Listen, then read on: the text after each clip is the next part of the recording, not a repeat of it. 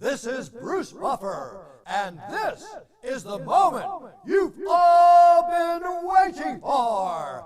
It's time for the MMA-Holes!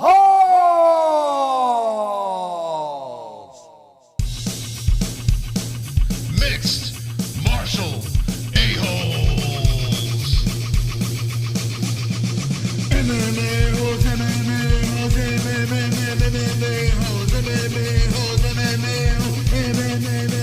MMA-Holes. You like to be a mixed martial a-hole. MMA-Holes, MMA-Holes, MMA-Holes, MMA-Holes, MMA-Holes. No way. From the Aunt and Uncle Studios of Arizona, Season 5, Episode 7, Chris, Lights Out Lytle, Will Harris from Anatomy of a Fighter, UFC, Vegas 20 Fight Week.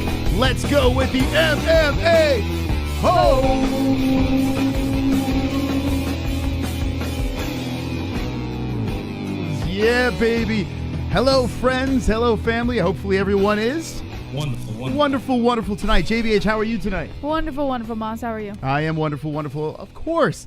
Tonight we have a packed show. We got some UFC news, but we have special guests tonight. We have two special guests. We have Will Harris from Anatomy of a Fighter coming on the second half of the show, and the first guest of the show is someone that is pretty impressive. I got to say this, Jessie. Lights Out is the nickname. His name is Chris Lytle. Welcome to the show, Chris Lytle. Man, I like that intro. Thank you so much, dude. Appreciate it. Chris, thank you for coming on. I know you're a busy man. You're all over the place. I see every time I turn on a fight, you're there. Whether it's XMMA, bare knuckle, no matter where we look, you're there. How do you manage all this time? Well, the thing is, I don't have any other hobbies. You know what I mean? It's like people go, do you like to play golf? I never play golf. Do you go hunting? I've never been hunting in my life. It's like pretty much just spending time with the family and fights is pretty much about it. So that's awesome. Like what we like to say, wonderful over here. Now, we got to run into you quickly at XMMA, a great promotion over there, and we love their product. And then we saw you dancing at Bare Knuckle FC, which was fantastic. So it's good to see you moving around and shaking. I did a little research, and I do remember the fact that you are a fireman as well. Are you still a fireman? Yeah, actually, I've been doing that 20 years now. 20 years here, like next month. So that is been at that for a long time. That's amazing. It's crazy. I was going down the Chris Lytle rabbit hole, and I mean, listen, there's so much to watch between your highlights and everything that you've been involved in. The Ultimate Fighter from back in the day, some wars along the way, amazing finishes. So let me get this straight. I mean, you were fighting in the UFC, and you were fighting fires at the same time, like Stipe Miocic type deal here. How did you find any time for your family? Well, that was the hard part, you know. Something had to give, you know. Mainly that was a lot of family time had to, you know, not happen. So luckily for me, I was able to fight all the time and be on the fire department. So I had a wonderful wife who was able to, you know, take care of the family most of the time. And when I got there, it was just kind of playtime. You know, it wasn't like I had to be doing a lot of the day, like the taking care of the children. I was just there for fun and to spend time with my kids. So that was the deal we worked out until I was able to. That's pretty much why I quit fighting, because I was like, I'm tired of not being around the family at all. Yeah, I mean, it looked like you still had some left. I mean, and going into bare knuckle after what was going on with the UFC, it's crazy to see the trajectory of Chris Lytle. Now, we're going to go backwards. I want to go back in time real quick, and I appreciate you taking some time out of your day hanging with us. A lot of people in our community were super excited just to see that you called in at XMMA, so we're like, we got to drag him back on here. So I got to say this, going back, looking through the Ultimate Fighter, going back and looking through even up to the bare knuckle, the finishes, the wars that you've been in, what is something that stands out throughout your career that is the highlight of your career? If you had to name one thing, what would it be? I'd probably say the fact that, you know, in all my fights right there, I was able to get, you know, knocked out or submitted. If you were going to fight me, you know, you're going to be in for a war for the whole time. And you know, the goal was always, you know, I knew you could never knock out everybody, but you can go in there with that goal, and one of three things is going to happen. You're going to get a knockout, you're going to get a submission, or you're going to get a great fight. And any of those things are great, man. Any of those are things that people remember, and any of those are things that can win you bonus money, most importantly. So Sure. It always made me be one of the guys who I wanted to, when I fought, to have people get to the end be like, man, that was a great fight. I don't care. Like, if you saw I was on the card, you want to buy the pay-per-view just because you know, hey, there's going to be one good fight. There is a lot of times when I watch some of these fights, I'm like, man, it might be those are two of the most skilled guys, but that's kind of a boring fight. You know, I don't want to watch boring fights. I want to watch entertaining fights, and you know that's why I like watching guys like Robbie Lawler and Matt Brown and you know Donald Cerrone. Those guys put on fights, no matter what, win, lose, or draw. Yeah, and I got to say this. Every fight that I see, your highlight reel lasts forever. It's crazy. I was looking through on YouTube. I was like, man, oh, man, it's crazy. Like, you forget. Like, there's so many fights that happen these days. There's so many promotions out there. And legends like you kind of get lost in the shuffle. But then when you come back and you're doing these play-by-plays, you're doing the color commentary to these promotions, it's great to see you back in the game. Do you miss it? Is there a part of you that wants to get back into something like this? Or you're like, yeah, I'm done? Man, absolutely. But, you know, I there's been a couple of times when I've actually thought, man, maybe I'll do this, maybe I'll do that, maybe I'll come back and go in this level. But every time, you know, I'll you know, I'll be 47 here before too long. I'll go to like, I'm gonna train 3 days hard in a row. Let's try 3 days. Mm-hmm. And I get to like 2. I'm like, I can't do it. You know what I mean? It's just the only way you could continue, in my opinion, to train at that level is if you're taking growth hormone or a bunch of, I don't know. I mean, that people don't realize that's why people take these substances isn't to make them bigger, stronger, faster, but just so you can get through a training camp, man. I mean, the only way I knew how to fight was go in there and train as hard as I can every day. You know, I can't do that anymore. My body won't take it. I get hurt. My back hurts. Got to go to the chiropractor. So, I mean, I can't go in there and fight if I don't feel like I'm going to perform the way I know I should. So I'm not willing to do that to myself. But like you said, I felt like at the end of my career, I was still, I think I won 5 out of my last 6 UFC fights. I was still on the upward trajectory. I just felt like I had other stuff I wanted to do. So I'm glad I got to go out on my terms instead of when you start losing a lot. It is amazing. Yeah, you see your record over here, and there's a lot of green still left in the tank. The fact that you went out on top is actually admirable. Speaking of the supplement thing, when you fought, there was a lot of people dabbling in stuff like that. Was it all rampant around you? Like, how did you keep away from that stuff? Well, you know, luckily for me, you know, like we talked about, I was on the fire department, I had 4 kids. I always lived in Indianapolis. You know, I wasn't in one of these super camps, you know, American Top Team or down in Florida, over in California, New Mexico. I was always just kind of isolated. So to be honest with you, there was not a lot of that element in my area. Like I would hear when you go to these other camps, you know, I mean, man, it's just, I remember one of my managers, I was like, man, I bet 50% of the people on growth hormone. He's like, nah, more like 75, Chris. I was like, really? He's like, oh yeah. I was like, man, I just wasn't around where I was, so I was never even really a thought, you know. I mean, there was, I don't even know where you get it. You know what I mean? So you're saying, it wasn't ever really. If you were around it, you would just juice to the gills, then, right? I would have been. I've been huge. Why not, right? I always joke around. I always say, hey, if it's there and everyone else is doing it, why not? Get involved, get on the train, right? I mean, here's the thing to me. It's like, I don't know, at the long-term effects, you don't know. So I'm like, is it worth that to be, I mean, you better do a lot of great things with it, because I don't know, maybe in 20 years I got, you know, a second liver growing, different kind of cancer. I don't know, man. I don't know what it does to you. So you got to weigh that out. And is it worth that for you to take those chances for, I felt like I was doing pretty good without it. So there you go. Now you say you're a family man, correct? Yeah, 4 kids. 4 kids. And how old are your kids? Oh man, I started early. I have a 23, 25, 19, and 17 now. Oh wow, boys, girls, or what do we? 2 and 2. 2 and 2. Okay. You know, I was thinking today when I realized that we had you on the show, I was saying to myself, imagine if I went over dating a girl and their father was Chris Lytle. Like, I'm like, oh my God. Like, imagine like the door opens and there's Chris Lytle standing there. Yeah. How is that like when your kids are bringing people home? Were you like, hey, by the way, don't mess up? Kind of everybody kind of knew, and they were usually trying to be, on their best behavior. You know what I mean? So it's always worked out pretty well. But my daughter pretty much, I don't know, she found somebody, like one of the first guys she ever dated. She ended up married. She was with him for like 7 years before they got married. Wow. So I guess she finally found, very good, nice, respectful. I didn't have to deal with too many people. It was good. Very wow. That's crazy. That's like hitting the lottery, for God's sakes. Oh man, yeah, and I just something that I was not used to, but it worked out great. So we touched on the promotions that you worked for a little bit. Out of all of the promotions that you were able to dabble into, whether it was commentary or fighting, which one was your favorite?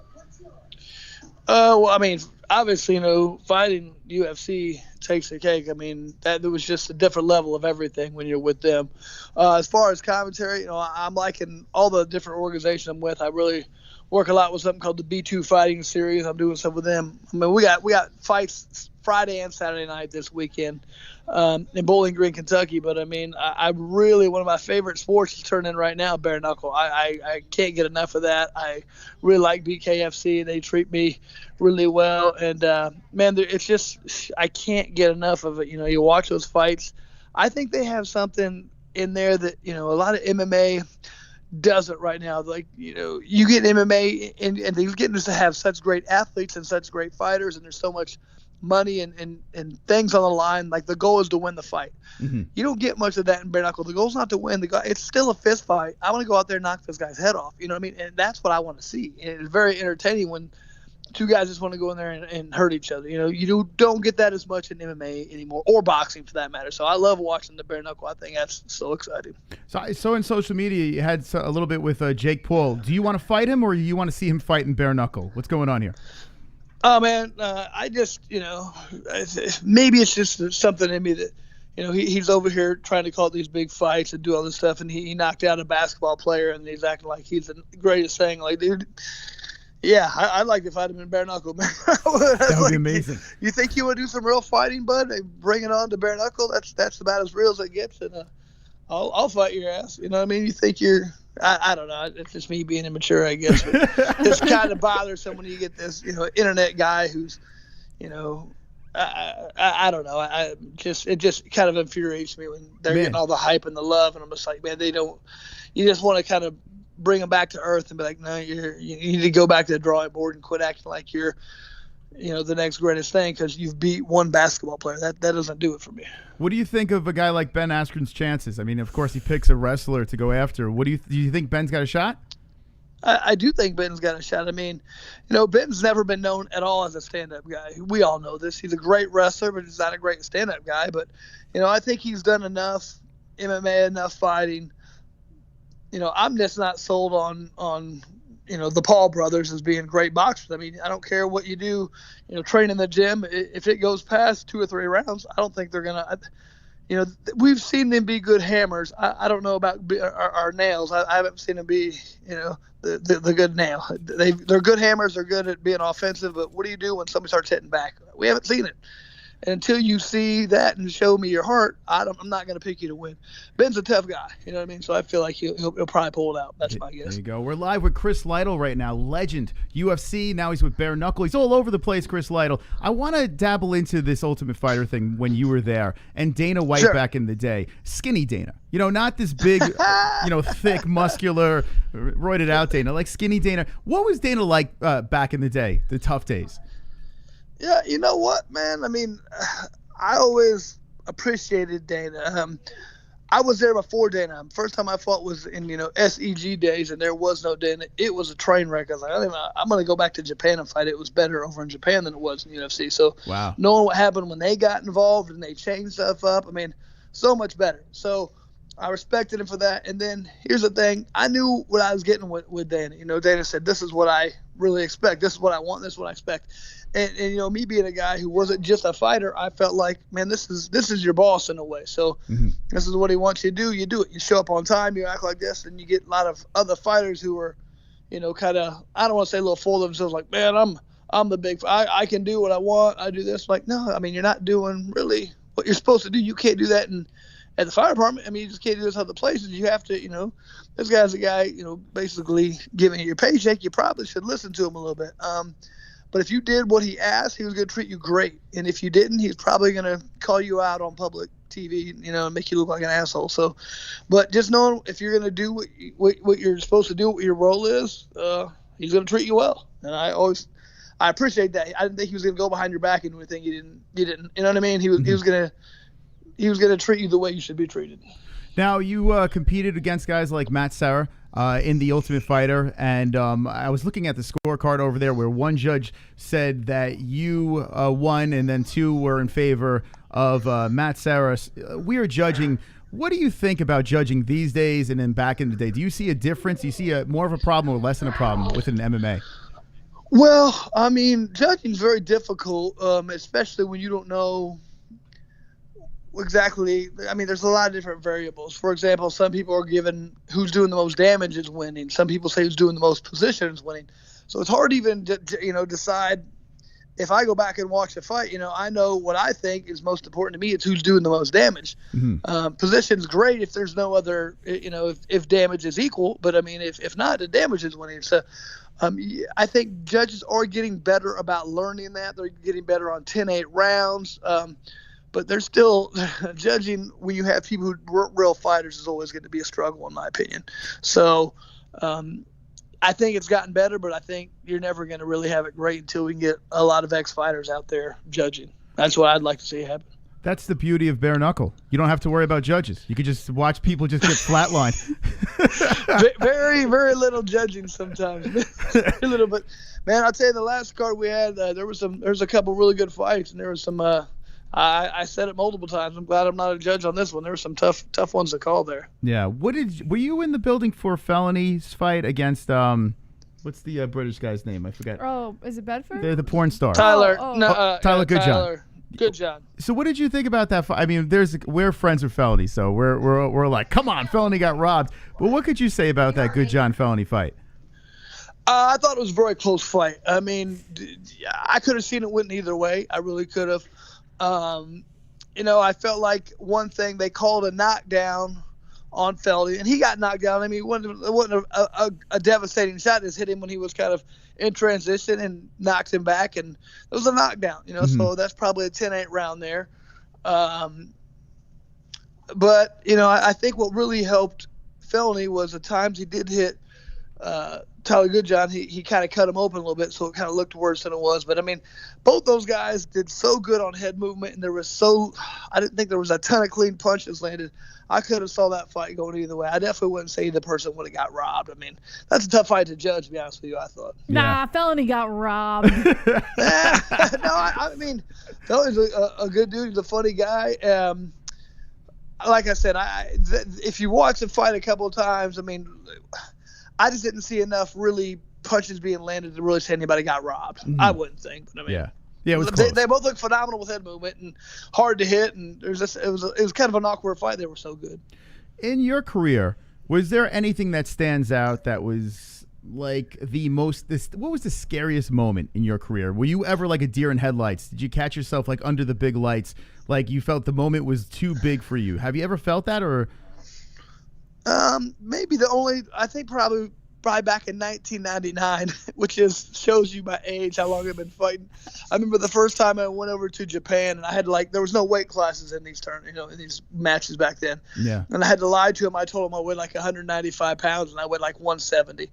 And so, the first guy they gave me weighed over 200 pounds, and it was one 15-minute round, and there was like no rules. You could headbutt, you could kick to the head on the ground. I remember when I walked out there and I saw this, he's like a 210-pound Japanese guy. I was like, how'd I get myself into this? What are you doing here, Chris? You're not at this level yet, So that was probably the worst ever. I was just like, I'd had a bunch of local fights in the Midwest. I kind of lied to him about my weight and kind of inflated my stuff to get over there, and yeah, so that was a rough. Luckily, I got a draw out of the deal, and I felt pretty good after that. Then I felt like, okay, I do belong here. But the night before, I remember I couldn't sleep. I got up about 3 a.m. I was walking around the streets of Tokyo. I was like, what am I going to do? And then it's just, I was a young kid, and I figured it out. It's amazing. What about your family life? Like your mother and father? Like, what did they say when you got into something like this? Like, was it an interesting career move for your family?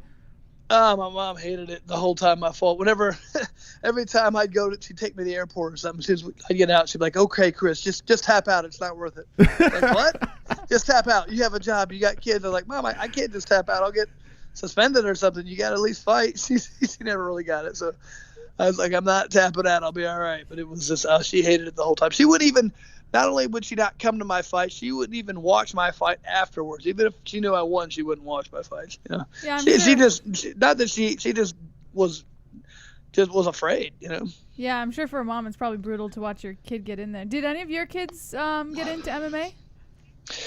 No, they did not. You know, I mean, I've taken my kids to the gym and they like hitting the mitts and hitting the pads and all that. But you know, 2 girls and 2 boys, whatever. You just kind of, you know, your kids, and I mean, this takes a certain type of mentality, and I would never push that on people who don't have that kind of, mindset. And it's not a good thing or a bad thing necessarily, but my kids are absolutely great, and I wanted them to kind of push them towards what they wanted to do.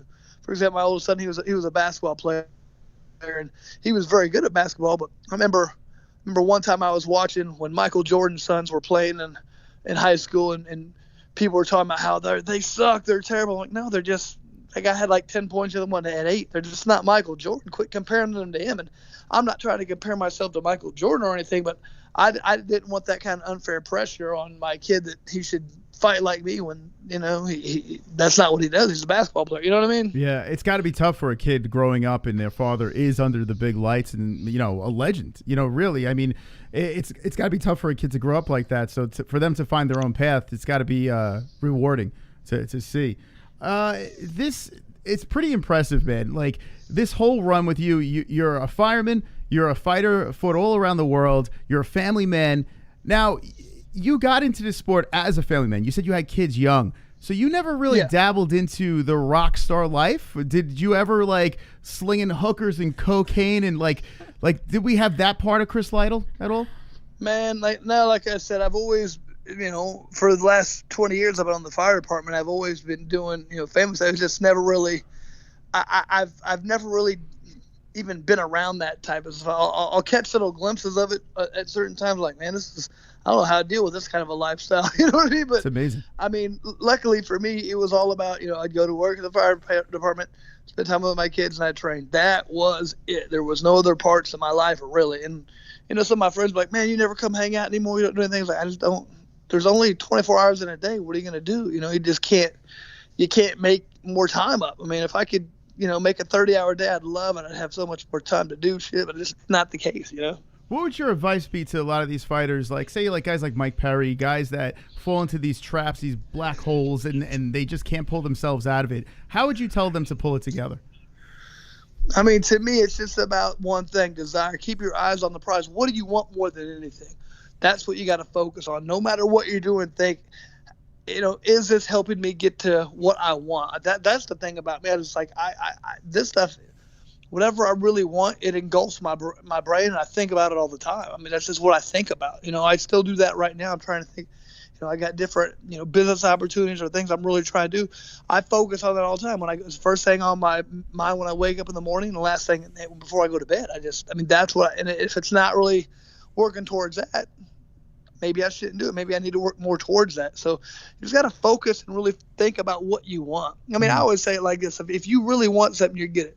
If you have a person who's trying to lose weight, they have this desire, but if there's a chocolate cake there, they might have more desire to eat that cake. So which desire is going to be most powerful, the one to lose the weight or the one to eat that cake? I had 2 donuts Luckily before for me, this interview. Go ahead. I scarfed down 2 donuts before this interview. I wish you were here, Chris Lytle.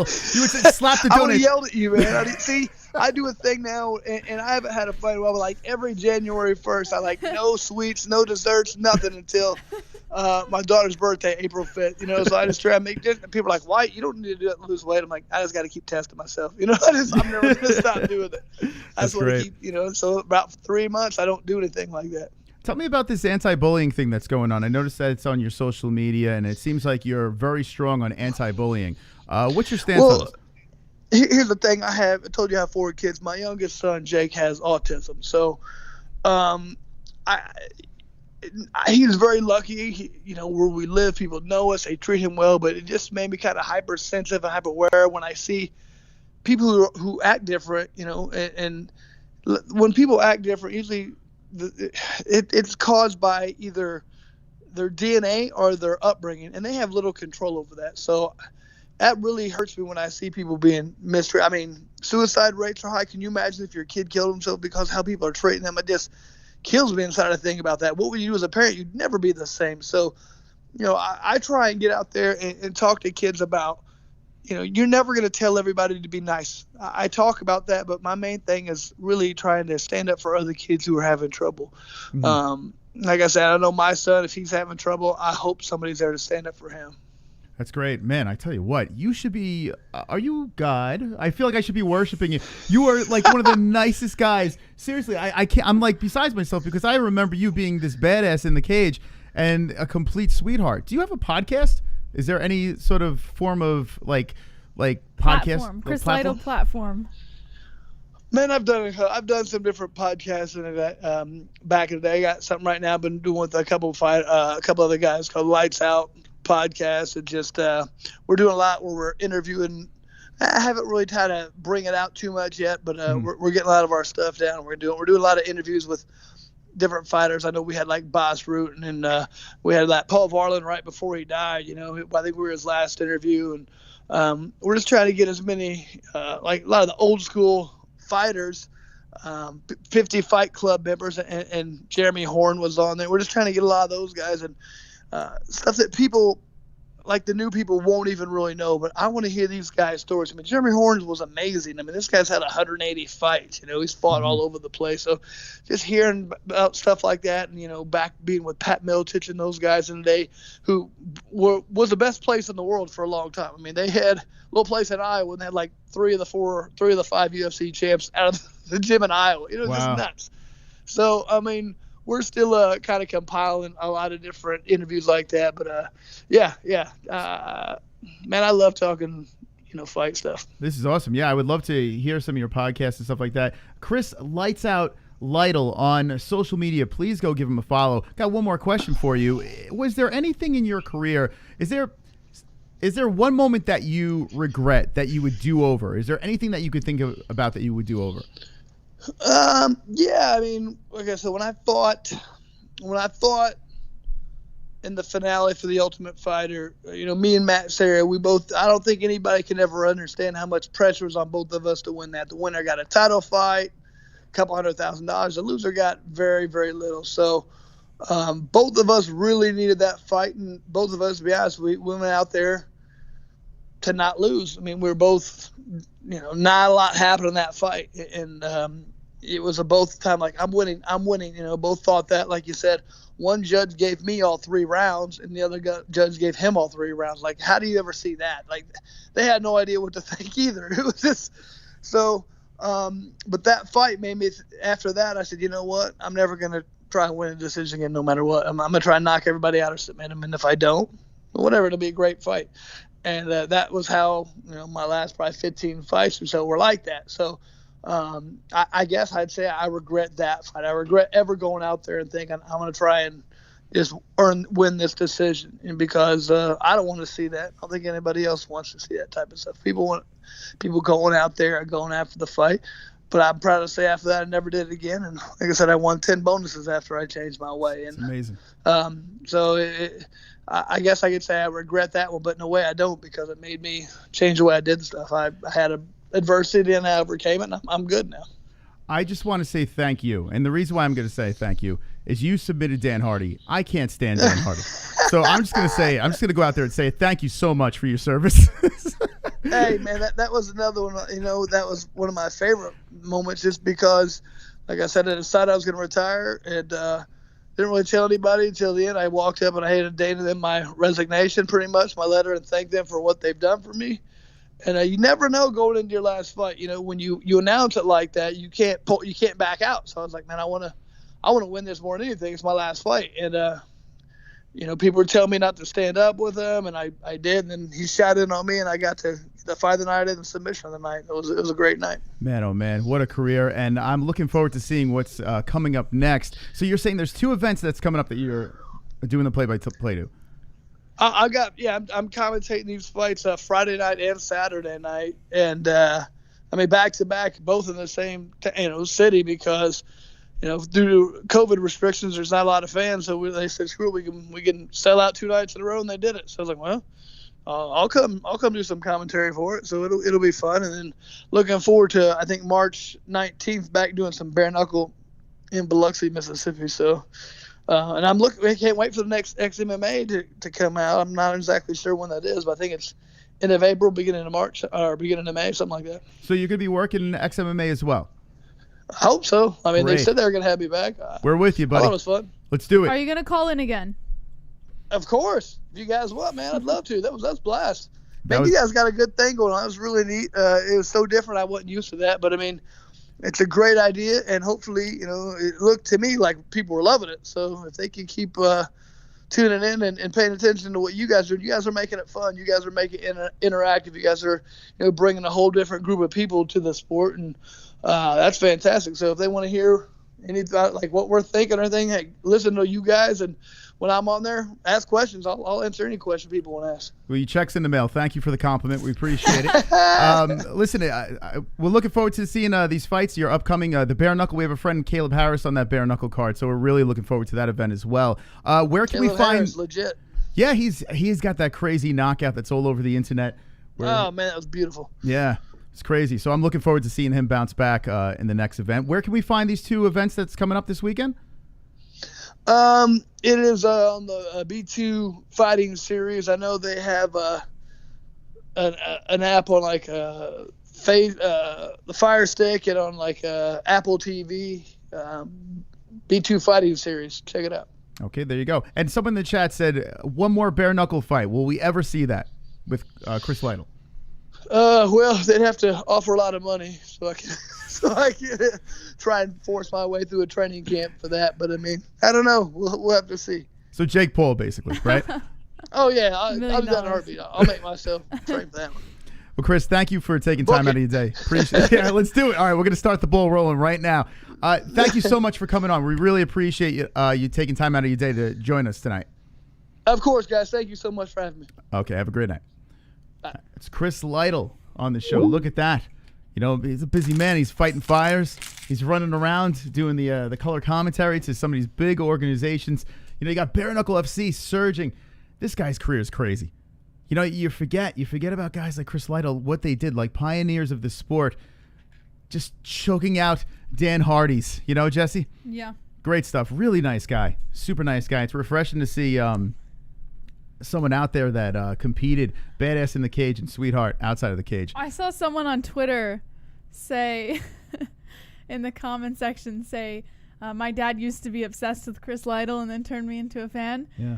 And I wanted to ask him if he gets that often, but I didn't want to make him feel old. I didn't know if it would be rude to say, well, the new generation of MMA, their parents are fans. I think he would get it, man. I don't know. Listen, it's an extreme compliment. Yeah. Think about that. I was thinking about this while I was in the shower. I was thinking about Chris Lytle while I was in the shower.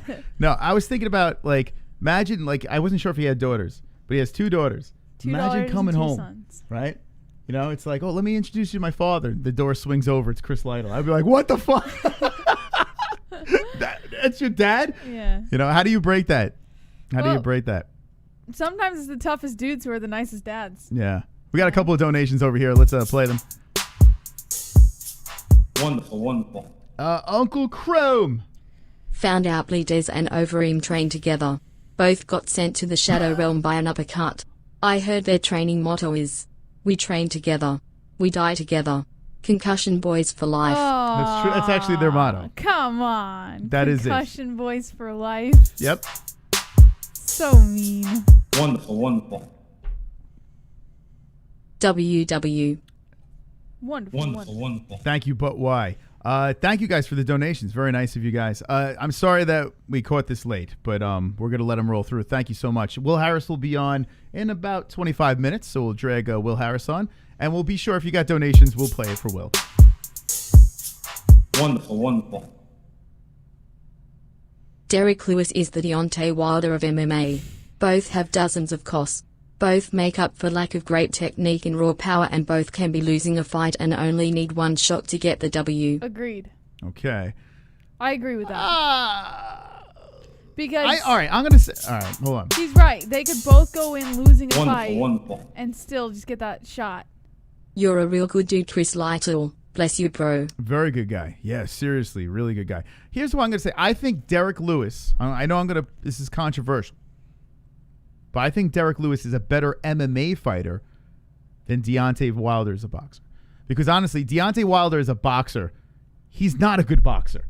He's not. Like, compared to the people he's fighting, he's not very good. But Derek Lewis... But I get where I think what Crazy HD is getting at is, like, they both could go in losing a fight, get that one good shot, and win the fight. I mean, if you want to talk about that one aspect, but I think as an MMA fighter, I think Derek Lewis is a better MMA fighter than Deontay. Deontay legit has one punch and that's it. You know what I'm saying? Like, Derek Lewis will ground and pound you. He can crack you with an uppercut. He could beat you multiple ways if he really wanted to. You know? Deontay's got one way. Oh, I just saw Aussie Cat in the chat, and I will respond to you, I promise. I got your message right before we went live. She's teaching me how to make corned beef and cabbage, Mom. Oh, nice. For St. Patrick's Day. Wow, I haven't heard this in a while. Hey, we haven't heard this in a while. The merchandise. Limited edition merchandise. I got the merchandise. Limited edition merchandise. I got the merchandise. Limited edition merchandise. I got the merchandise. Wow. Jesus, that caught me off guard. So Social Vash did something that we completely forgot about. He said, best MMA show on YouTube, keep up the hard-ons. Wow, so he got, what is on it's on Streamlabs. So when you look at our Streamlabs donations, I forgot about that song. I love it. When's the last time we heard that song? Like a year ago? It's been a while. There's a piece of merchandise. It's like a hidden piece of merchandise on our Streamlabs.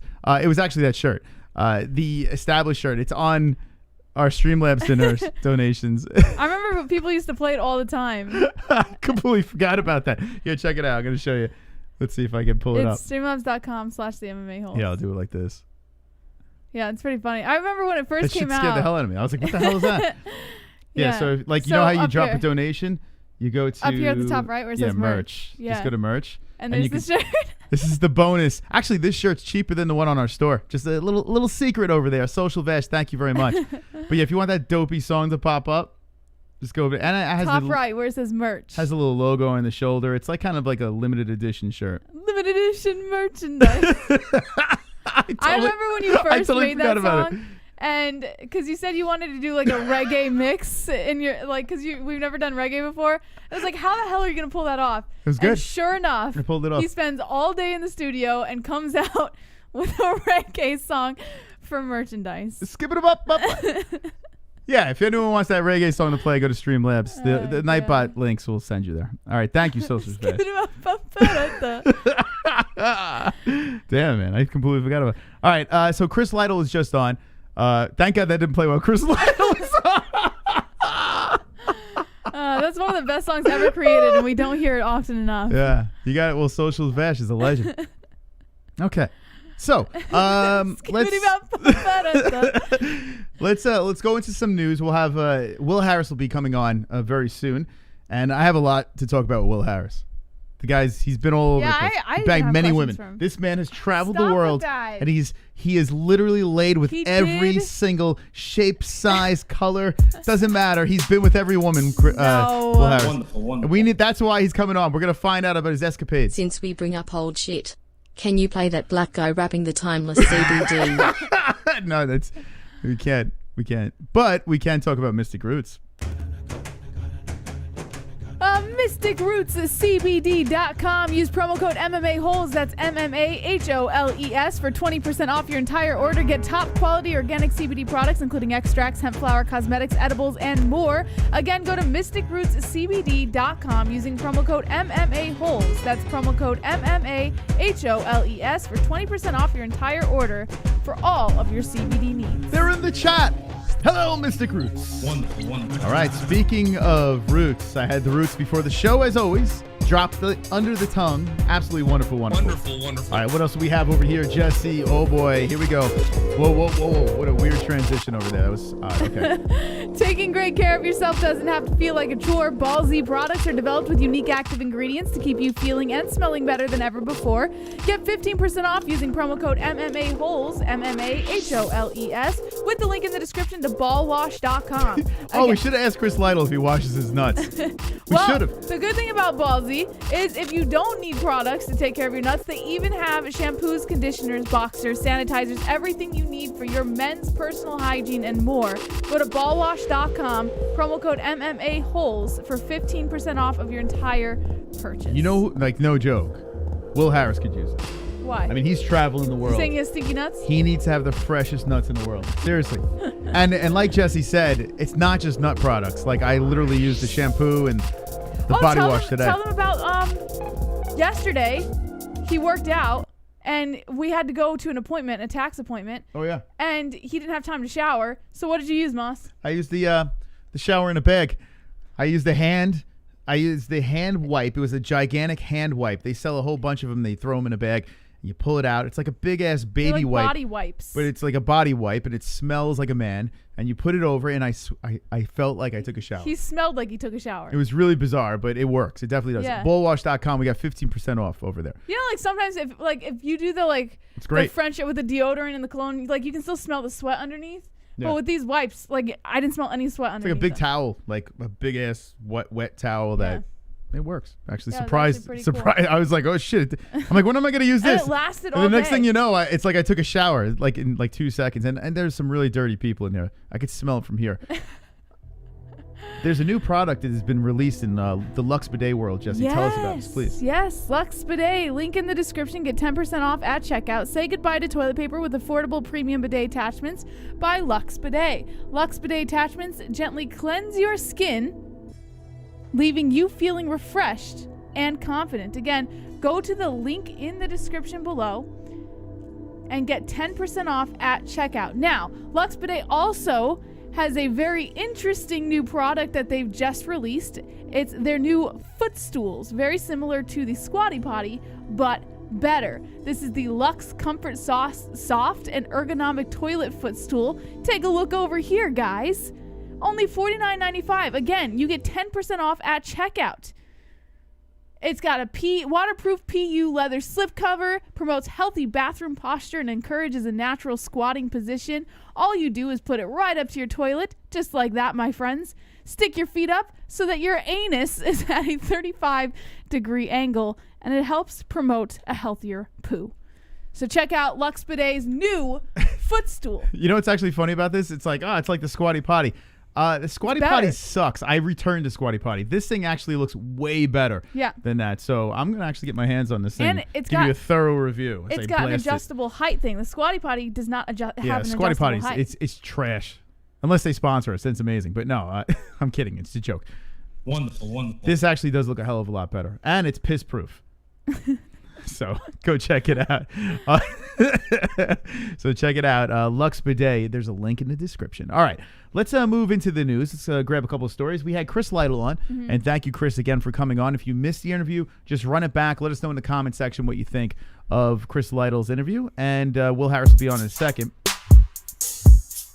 Wonderful, wonderful. We got Uncle Chrome chiming in. We're gonna be extremely embarrassed after this interview, but he already knows the drill. Why would he be embarrassed? No, Will's he's got a good sense of humor. I think he'll be fine. Thank you, Chrome. Appreciate that. Let's go into the first story. So, Jake Paul did the impersonating McGregor Khabib Askren thing. Stupid. Yeah, I don't know if you want to show it or not, but no, it's dumb. I don't even want to. The first one, I chuckled. The second one, it wasn't good. Yeah, it's like the sequels are never as good as the original. Same thing that happened with Jake Paul. He Yeah. he fell on his face. It was really bad. If you guys want to see it, it's on his Instagram. But Yeah, don't even bother. It was pretty brutal. So boxing great George Foreman believes Conor McGregor can beat Manny Pacquiao in boxing. Okay, next. What? What? Wait, what's up? What's going on with all the Conor? Yeah, Conor's in the news a lot today. I thought that was interesting because everyone's saying Conor's not going to beat Manny Pacquiao. And now George Foreman, a boxing legend, is saying Conor can beat Manny Pacquiao. That's fucking interesting. Manny Pacquiao is going to calf kick him. I don't care. I honestly don't care. Unless the fight is booked and we're going to do a fight reaction to it. When it comes to Manny Pacquiao and Conor McGregor, I have -0. Can you -0 it? I don't care at all. And I'm a Conor fan. I don't care about Conor and Manny. And maybe I think it's interesting. Do you want to talk to them about it? Maybe they care? Because I'm out. I'm out. All right, well, I got another Conor thing for you then. Okay, what else? Khabib says a man cannot have 2 primes. My foot was up saying on Conor McGregor will never bounce back. Oh, thank you, Khabib. Like, what are you going to say? Something nice? Well, wait. According to Jed Meshew, and he's got a fair point here with what he had to say. Yeah, but I mean, okay, all right, let's listen. What? I mean, it would be a story if Khabib was like, Conor McGregor's not a big. Like, if Khabib, like, surprised everyone and said something, he has a shot at this fight or something. Like, yeah, okay, we know. Okay. You think he sucks. I get it. Well, he was asked about it. So he basically said in a recent sit-down with ACA, light heavyweight Magomed Ismailov, I'm pretty sure I'm pronouncing it wrong. He basically said never. There is no way that a man can be at the peak for 2 times. Mm-hmm. Well, that's not true. I mean, I know a lot of guys could get up twice. Who do you know? Wonderful. Oh, I get what you're doing. Yeah, you made a joke. Yeah. He said, I'm not talking about him. What I mean is a man cannot have 2 primes. A team could do it. For example, Real Madrid did this a few times in a row. Teams may have this, but we're talking about us, and one man on his own cannot have this, meaning not have 2 primes. Mm-hmm. So basically what he's saying is he'll never be as great as he was, and he won't be bouncing back the way everyone thinks he will either. Okay. Thank you, Khabib. He's out of his prime is what he's saying. Okay. Like, enough is enough. You know? Thanks, Khabib. Kick a dog when he's down, Khabib. Keep kicking him. Yeah. The next one, Jairzinho Rozenstruik. Finally, we can talk. Oh, you got to log in. Thank God. Thank God we're getting out of this one. Oh, God. Refresh. There we go. Okay. Oh, okay. I guess you could. Look at Biggie Boy. Look at him go. Yeah, so I don't know if you saw the press conference today, Moss. I tuned in for a little bit, and I got a chance to see Biggie Boy on the panel. And it's funny. Everyone was calling him Walmart Derek Lewis at the panel. Who was calling him that? The reporters? The chat. No, the chat. Like, who? You mean everyone? Like, no. Hey, Walmart, Derek, I got a question for you. No, it's the chat. The live chat was calling him that. But he had a pretty interesting interview. Nonetheless, according to Damon Martin of MMA Fighting, Jairzinho Rozenstruik shrugs off being the underdog to Ciryl Gane, saying, I've got to put him down. Now, a lot of people in that live chat as well were saying that Biggie Boy is going to lose this fight. And I guess rightfully they are allowed to think so. But despite a bigger resume with wins over high-profile competition, Rozenstruik will walk into his UFC Vegas 20 main event against Ciryl Gane as a sizable underdog. The undefeated Frenchman is currently more than 2-1 favorite over Rozenstruik, according to betting lines, before the heavyweights' pivotal clash in the division. While Gane has certainly looked impressive since arriving in the UFC, Rozenstruik has matched or exceeded him in almost every category, including wins over 2 former champions and a devastating knockout against a one-time title contender. Still, Gane has received a ton of attention lately. Some fans believe he's the future of the division. None of that chatter seems to bother Rozenstruik, who more or less just shrugs off Gane's favorite status on Saturday night. Of course, Rozenstruik is no stranger to hype when it comes to his own performances in the UFC. The heavy-handed knockout artist from Suriname demolished his first 4 opponents inside the octagon, with only 2 of those making it past the opening round. Rozenstruik did suffer a loss to current title contender Francis Ngannou this past May, but he's even used that as a learning lesson as he moves forward in his career. Facing that kind of adversity has made Rozenstruik a better fighter, but he knows Gane hasn't had to deal with that yet. In fact, Gane has rarely run run into any kind of trouble, though the first 7 wins of his career, and Rozenstruik is anxious to test him to see how he reacts when a fight isn't going his way.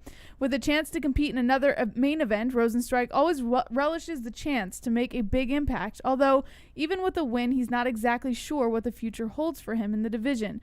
While he's currently ranked number 4 at heavyweight by the UFC, Ngannou is already set to fight for the title in March against reigning champ Stipe Miocic, with the winner then moving on to face John Jones later this year. Some fighters have argued against Jones getting an immediate title shot in his first fight at heavyweight, but don't count Rozenstruik among them because he understands why that's happening. Okay, Biggie Boy versus Ciryl Gane, 6-0 versus 11-1-0. This should be a pretty good one. Mm-hmm. This should be a very good fight. I know everyone's going Gane and like there's like this huge hype around him, but I'm going Everyone's going Rozenstruik. Gane? Yeah, Really? there's a huge hype around Gane. Really? Yeah. Hold on a But I'm second. going to go Rozenstruik on this one. I mean, the guy, it's difficult for me to imagine, especially training with Francis Ngannou so frequently, that he's not going to have the ability to, have a one-power punch kind of thing go on, you know? We'll look at the odds here. UFC Vegas 20 will be reacting to the fights this weekend. You should have seen it in the live chat, in MMA Junkies live chat. Everyone was saying Rozenstruik was going to lose. There were a few saying he was going to win, but more of them were saying he was going to lose. It was shocking to me. That is a big reach for Gane. Gane is he's a pretty big favorite. Undefeated, pretty big favorite. Junior Dos Santos, but they both have that. Tanner Boser. I just don't see him winning. I mean, I do see him winning, but I don't know. I think Rozenstruik might have the upper hand in this They one. both have devastating knockout power, that's for sure. I tell you what, I don't mind the under in this one. Yeah, I same. might be going the under as well. It's just weird that everyone's sleeping on him. Wow. That's I pretty think wild. because he got knocked out when they saw him get knocked out by Ngannou, everyone's like, oh, he's a hype train, blah, blah, blah. But he only got knocked out once in his last 5 fights. Gane's not the type of person that's going to bull rush him like Ngannou will. This is going to be a really good strategic fight between the two. It's going to be fiery. I'm looking forward to this. It's a good main event. What do you think in the chat? Who wins this? Rozenstruik or Gane? I'm leaning towards Biggie Boy. I'm surprised how big of an underdog he is. Roberto Lopez says both guys are drier than toast. Okay. The Glove Touch says Gane is so overrated. Wannabe Uncle Johnny Smith says Gane is easy KO in the first. Christopher Smith says Frog. The Glove Touch says I got Rozenstruik too. Two Joint says take the under. Nose Ghost says 1.5 years. Jalen the Tarantula Turner 155 champ. You know what? We got to get him on. Jalen Turner. Uh-huh. Like he's someone we're following him on Instagram. I think I'm going to reach out to that guy. He would be a good interview. Okay. Nader says Gane. Art Vandalay says Derek Lewis. I just couldn't wake up in there. Curtis Blades. Same here, bro. Same here, bro. Oh, Wonderful, man. The Glove Touch says Gane is overrated. D. Brown says Ciryl Crunch for the win. Sean Hart says Mostafari and Mon. The last fight with Gane, I mean, it was Dos Santos. What was the one? Oh, this one here. Tanner the Tanner Boser. Boser fight was the one that it really didn't impress me. I was like surprised. Yeah, went the distance. But he did knock out Dos Santos, a former champion, only 2 months ago. So Yeah, I'm going to go Rozenstruik. What the heck? What are we doing here? who knows? What are we doing here? All right, let's see what else we got in the news. 8 minutes. We're going to drag Will Harris onto this You're gonna like interesting, this, wonderful, Moss. wonderful production. Wonderful. Valentina Shevchenko versus Jessica Andrade's title fight set for UFC 261 in April. Okay. I kind of like it. All right. Okay. Yeah. Okay. All right. According to Joseph Zucker of the Bleacher Report, Jessica Andrade will challenge Valentina Shevchenko for the women's flyweight title. UFC President Dana White confirmed to ESPN's Brett Okamoto the two will face off at UFC 261 on April 24th. It's the 4th fight to be added to the card, having failed to take the women's bantamweight title off of Amanda Nunes at UFC 215 in September 2017. Time out, Jess. What? Time out. What? Hit the like. Right now. Really? 140 watching.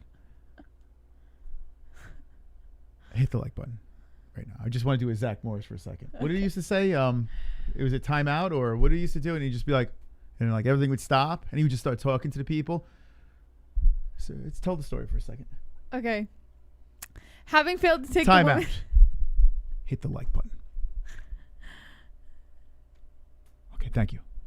To take the women's bantamweight title off Amanda Nunes at UFC 215, Shevchenko was successful in capturing the vacated flyweight belt at UFC 231 in December 2018 by winning a unanimous decision over Joanna Jędrzejczyk. The 32-year-old has since defended the gold on 4 occasions, most recently beating Jennifer Maia at UFC 255 in November. Andrade, a former women's strawweight champion, made her flyweight debut in October, stopping Caitlin Chookagian via first-round TKO. The following month, White mentioned the possibility of Shevchenko versus Andrade, calling Andrade a real problem for the champion. The Brazilian concurred with the assessment. But I have to say, I don't concur. I don't think Andrade is going to be that much of a problem for Shevchenko. I think Andrade is tough. She's a hell of a fighter. Like, she's a fucking badass. But there's just no way that she becomes a problem for Shevchenko. I tell you, the last fight. Are you kidding me? She looked pretty damn good. I mean, Get outta I go with here. Shevchenko, Wonderful, but wonderful. she was tough in the last fight. Shevchenko's going to destroy her. I'm one of Lewis' biggest fans, but let's not act like Lewis didn't get his ass whooped by JD's a couple fights ago. Plus Lytle Ufc and Ivanov were robbed of a decision against him. Okay, so there you go. You're being constructively criticizing of Derek the Black Beast Lewis. Fair points. Thank you, Chrome. You're wonderful. Wonderful. Wonderful. Chrome making it wonderful. rain tonight. Thank you so much, Chrome. Moss, if you're going to say making it rain, you got to do the gesture with it. What is this? Why is your hand flopping like this? Don't look at his hand flopping. What? Stop. What? I'm making it rain. No, it has to be flat and stiff, like you're holding a pile of... Like this? Like this? I'm making it rain? No, his hand was like flopping. What? Like this? Stiff. And Like just this? make it rain. Like this? Oh, you're so stupid. What else do we have in the news, JBH? All right. Blagoy Ivanov has been injured and is out of UFC 260. This is the guy. Stop with this. What? Stop. Stop. You have to refresh, Moss. I told you. You have to refresh Well, the we're going to page. refresh this website really soon. So this is the guy that was chasing Now you have Borat. to log in. All right, we did it. You We didn't did that log already. in. That's okay. This is the guy that was chasing around Borat in the naked in the lobby, right? The guy you're talking about? Oh, yes. The Yeah. dude with the hairy eyebrows chasing around Borat in the first movie with the Pamela Anderson magazine. Yeah. That's him, right? Yeah. Okay. According to Tim Bissell, his fight with Marcin Tybura is off. The reason for the fight cancellation is reportedly an injury on the part of Ivanov. Tickling the donate boy. Rozenstruik by flying triangle or banana split. Take my money. By banana split. What's a banana split? What's a banana split? It's Tell me, a Mom. delicious dessert, Jessie. No, tell me. It's a delicious dessert. Tell me. Hey, what's a dessert? Moss. He's going to finish him by dessert.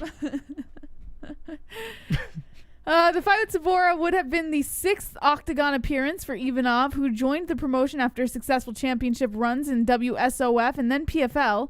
The Bulgarian debuted in the UFC in 2018 with a unanimous decision loss to Junior Dos Santos. He followed up that loss with back-to-back wins over Ben Rothwell and Tai Tuivasa. Currently, Ivanov is on a 2-fight losing skid with losses to Derek Lewis and Augusto Sakai, both by split decision. Banana split decision, Jessie.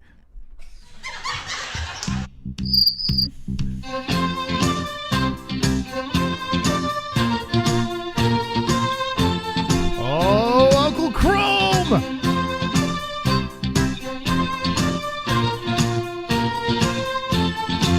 Here we go. Let's come on, Ronda! Come on, Ronda! Come on, Ronda!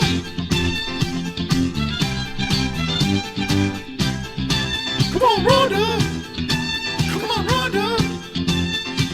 Why did he go up here? This is how Will Harris leaves every hotel in Europe. Just in Europe? All right, I gotta pee before we bring Will Harris on. And he's in the chat. It's a nice job, Uncle Chrome. Look what you did. You can't scare the guest away before he comes in, for God's sakes. That's ridiculous, Uncle Chrome. But it's probably true, right? I would imagine. He's a handsome man. He's a handsome gentleman. Look at that guy. Guy's about 7 foot tall. Could you imagine how... Oh, we'll find out when he comes on. Anyway, this is the card that's happening this weekend, and we're reacting to the entire thing. Saturday night, join us, where we will delight you with our play-by-play and delicious donations. Here we go. Refreshed. Ba-boom. There it is. Okay, let's see what else we have. We have Ankalov versus Krylov. I like it. De La Rosa versus Bueno Silva. Munoz versus Rivera. That's actually a pretty good fight. And here we go, Angela Hill versus Yoder. That is the sequel. Alex Caceres versus Kroom. Wow, look at that. Back to back. Got the jumbo hair. Back to back, liking it. Looking at the preliminaries, you got Alexander Hernandez versus Thiago Moises. That's going to be a firefight, Moss. The Cowboy has a new opponent. This guy, What Kermit Chapadov, is a Mark Henry guy. So What do you think of him? welcome to the UFC. Hey, he's a Mark Henry guy. So you think And he's got win? an Av at the end. He's got to be good. So you're saying he's going to win? I don't know if he's going to win, but Who are you picking? imagine welcome to the UFC. This is the fight. I don't know yet. I'm not sure. Then we got the long face of Mazo versus Davis. Be nice. What else we have? Oh, William Knight. Yeah, our friend William Knight's fighting Alonzo Menafield. The dude is in his hotel room. Go follow him on Instagram. He's like naked, all glistening, all muscular, just pulling on like elastic bands. This is a really good muscular fight. If you want to see muscular, oiled up men in a fight, William Knight versus Menafield is the one for you. And then we got the biggest head on the card, Vince Cachero. What? I think the UFC forgot to take his picture. His latest You picture. think they just slapped on a Tapology An pic? old PNG. Ronnie Lawrence and Dustin Jacoby versus Max Grisham. There we go. Okay, so there's your card. We're reacted. Let's call up Mr. Harris. Let's get him. Mr. Harris. Let's get him up in here. Okay, I hope it's this one because there's two of them. Mr. Harris. Let's try go it. up Mr. Harris. Let's go up, Mr. Let's see what Mr. Harris is doing. Look at my other head. How dare you? Talk Thank you about for coming a on. slap in the face. See what you did, Chrome? See what you did? He's like, fuck you guys. I think this is, I'm hoping this is two numbers here. It says Imagine. he's active, so let's try it again. Could you imagine? Oh, there is. Oh, look at that. Oh, Look at- hold on a second. Let's put him in the room here. There he is. Look, there he is. All right. Well, For MMA-Holes. yes. Finally. It's finally, we're reunited. United, I should say. I know. Finally, our army should conjoin. It's great to have you on. Will Harris. This is exciting. Anatomy of a Fighter, the best documentary series out there. Well, I probably shouldn't say that. We just had Law the Goat on, Jesse. Yeah. Don't be biased. I can't be saying that. Now you can say it. All right, you're the best. Whoever's on at the time is the best. Where do we get these masks? Are you selling these masks? Where do we get these? I actually had a maid, or someone reached out to me and said they wanted to send me them, but they're too damn big. Hold on 1 second, Will. We got a donation. Let me. Who wins at 155? Okay. RDA versus Holloway. I have Shout out debated so Crazy much about this with HDVs. other people lol. I personally think RDA beats him. He kicks the leg and has the gas tank to stay with him for 5 rounds. I forgot to. RDA only loses to big power punchers or strong grapplers. Come on, Moss. Anyway, I forgot to post the donations. Who do you think wins, RDA or Holloway at 155? Who would you choose? Who, me? Yeah, Holloway. Holloway. Ooh, Yes. like you didn't even think about that. Nah, not even a hesitation on that. Wow. Volume, pressure, the way he put the combinations together. RDA is not the RDA from 6 years ago. I think Max is still fresh. He's a vet in the game, but I just think he has more in the tank left. So RDA done took some wars at welterweight, so I wouldn't count on him beating Max Holloway. Oh, there you go. Oh, look at that. I Very like this. interesting. Damn, man. Not only do you do great documentaries, but look, you just broke that down like a Like an professional. analyst. Yeah. You know what you're doing. I spent my time around these guys enough. So I want to tell a quick story before we dive into the Will Harris life. We ran into you through, I guess you could say, a troll, right? A gentleman that was in the Yes. community. Thankfully, he's gone. This Yes. guy is gone. He's banished from our community. He was a complete knucklehead, and he was harassing you. And then we met. That's how it all came together. It was all around this whole Kamaru Usman thing, who I've been riding Usman so hard lately that I think people think I'm homosexual. It's kind of weird here. I think the guy's the best welterweight of all time, Will. What do we say here? Uh-oh. Not yet. I think resume-wise, GSP is still a GOAT. obviously we got recency bias. Gilbert and Kamaru are both my friends, but I feel like if Kamaru could like fight Masvidal, fight Colby, fight Leon, and beat a Wonder Boy, then it's over. The case is over. You possibly start talking about, is he the greatest of all time? Mm-hmm. So I think he has some work to do. It's unfair to do this because GSP, I think, in his second, third fight, he was able to win the belt. Yeah. So he has all those title defenses. Kamaru had to beg for fights at one point because no one wanted to fight him. So it's unfair to say he doesn't have that many title defenses when, I mean, you look at his last 5 fights, I'll put that against any five fights in a row GSP had. It's crazy. Yeah, you bring up a great point. Yeah, GSP jumped into the mix, and then boom, he's the champion. Boom, defending, and there we go. Kamaru, it took forever. The guy was begging to get thrown in the mix, and I kind of get it. The thing with Kamaru Usman, when I watched him on The Ultimate Fighter, I'm going to be honest with you, Will. I could not stand him. He was licking his lips. He was I don't know, there was something going on with the guy, but I couldn't stand him. But as he progressed as an athlete, I noticed that he started understanding his character. He started proving himself in the cage, and then there's no way you can discredit what he's done. Like, the guy he's fantastic, and he's not as annoying as he used to be. Let's be honest, Will. I think people takes the monotone that he has, the just chillness. Like, he's a homebody. He's boring in a way, but he always says when he steps in the cage, he becomes the Nigerian Nightmare. I feel like in this culture of MMA, especially the fan base, we want to see the loud, obnoxious, ignorant sometimes, shout out to, guys like Mike Perry and Colby Covington. People like that excitement. Kamal's not going to do that. He's just he's a wrestler by DNA. He just knows how to work, and compete. And that's all he wanted to do, is be the best. He's not going to change now because people want him to be more brash because they feel like that open him up to, more fans. What do you think about Usman calling out Masvidal as the champ instead of waiting for people to come to him? Well, I wasn't there for fight week this time. So I wasn't able to really, get inside his psyche throughout the week. I would have told him no, because I just feel like he didn't have to. Mm-hmm. I truly wish Colby and Masvidal fight so we can see who gets the betterment of those two, and then you have this mega rematch. Either one of those guys that wins will have a super rematch with Kamaru. So I don't know.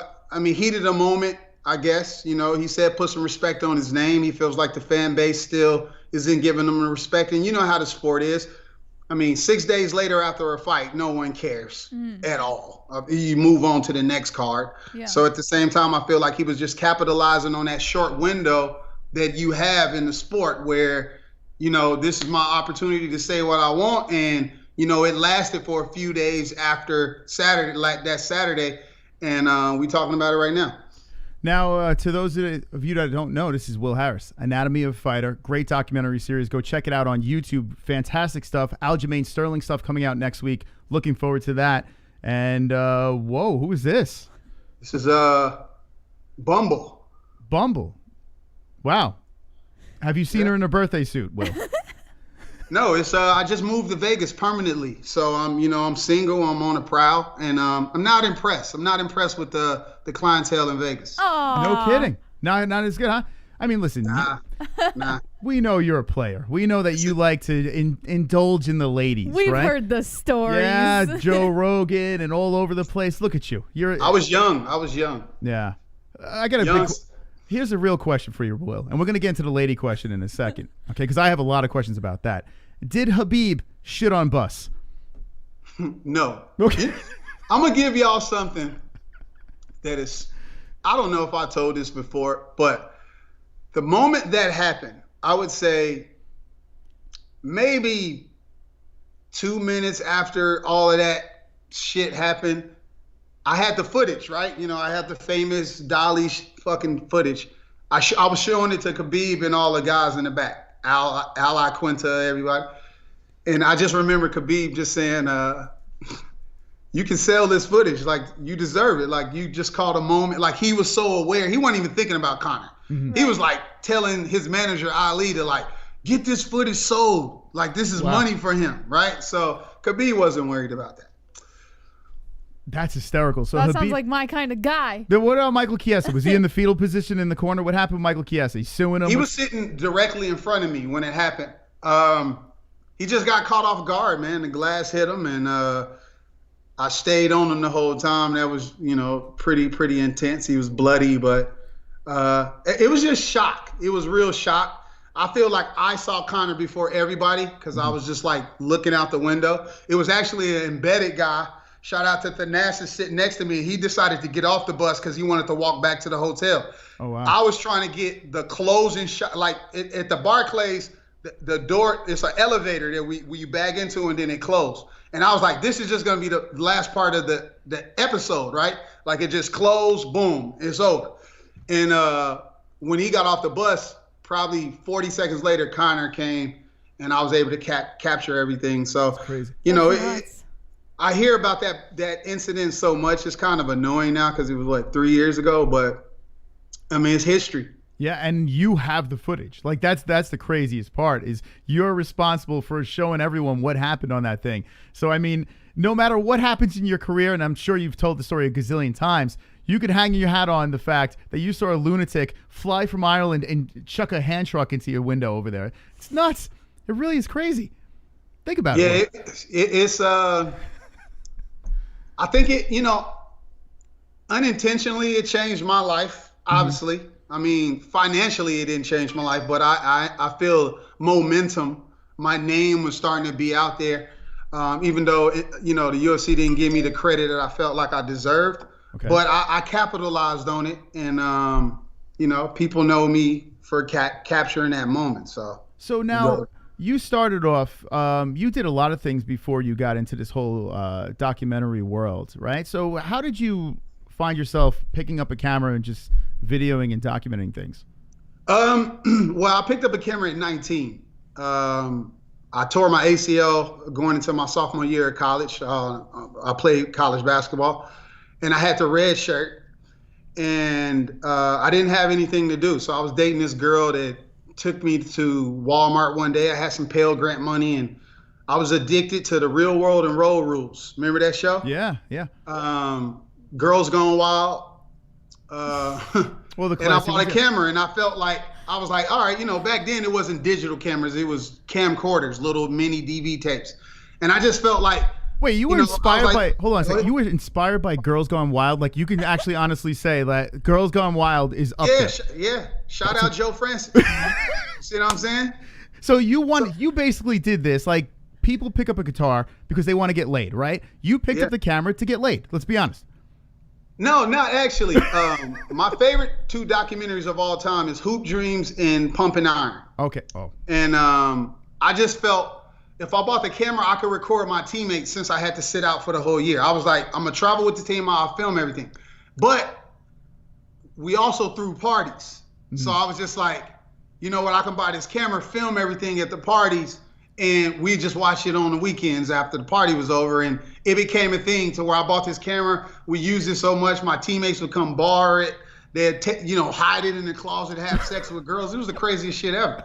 So it was, and we used to just watch that shit and eat our ramen noodles and tortilla, little pieces, and I fell in love with capturing things. And then what happened was that sophomore year, I took an intro to film 101 class. And not only did I learn what everything I was doing means, so if I was like this with a camera, that was called a pan or a tilt. You know, I learned the jargon of what film was, and I became addicted, and I got rid of my business administration major and switched it to film. So that's how it happened. That's amazing. So now here you are. What are you online, like on YouTube, just like looking at aperture and ISO and all that stuff and trying to learn all this stuff on the fly?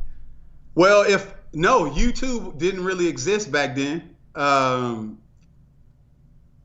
If I was a filmmaker now, I would not even go to college. Like, you can learn everything within. I've learned how to use DaVinci Resolve in like 2 weeks sitting on the computer. Like, you know, you don't need it. But back then I learned film. I learned photography. I learned I always tell anybody that wants to get into film is you have to develop or naturally have the photographer's eye. Like photographers can just see a piece of trash on the ground and they can capture it beautifully.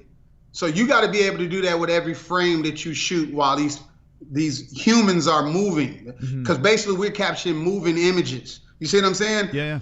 So I never ever wanted to go into like, I didn't want to be a movie director like Hollywood. I love documentaries and documentaries about anything. And that's the reason why people are obsessed with, obsessed with documentaries on Netflix, because we will watch anything. And I feel like I just lucked up into the MMA thing. I make no apologies. I was not supposed to be doing this. It was just a random day. I was sleeping with a girl that worked out at the gym where the Black Zillions worked out, and she told me the name. And one day I was at a Publix in Boca Raton, and I see the name, and I'm like, oh, that's where those Black Zillions, hang out. Let me walk in there and see if I could talk to anybody. I was already doing a lot of stuff with boxers, so boxing is my favorite combat sport. So I was doing stuff with Mike Tyson, doing stuff with Evander Holyfield, Riddick Bowe, like all of these people. And I walked in with footage on my phone. I was just like, look, this is me. This is what I do. I would love to try to do this with the MMA fighters here. And they passed the video to the owner of the gym, Glenn Robinson, RIP, and the rest was history. That's awesome. And that's just how it happened. That is so cool, man. So basically, you just went out there and just went for it. You're like, screw it. What's the worst that can happen? Yeah, well, at that time I was doing weddings, and it's funny because I say that proudly. Like, matter of fact, hold on. He's gonna come back with the gown on. What's good? So these are in my house. These are awards, wedding awards, national wedding awards, right? I got more over there year after year. So I was doing music videos at first. I talked about that on Joe Rogan, where I was doing rap videos, hood videos, like the hood, like where motherfuckers is waving guns in your face, and you got paid $200 to do it. Yeah, that $200 is gonna help you to survive. Yeah. And that became a hustle to where I was like, I do $100 or $200, and if I do 4 of those a week, that pays for my rent. I was living in Minneapolis at the time for a short period, so my rent was like $800.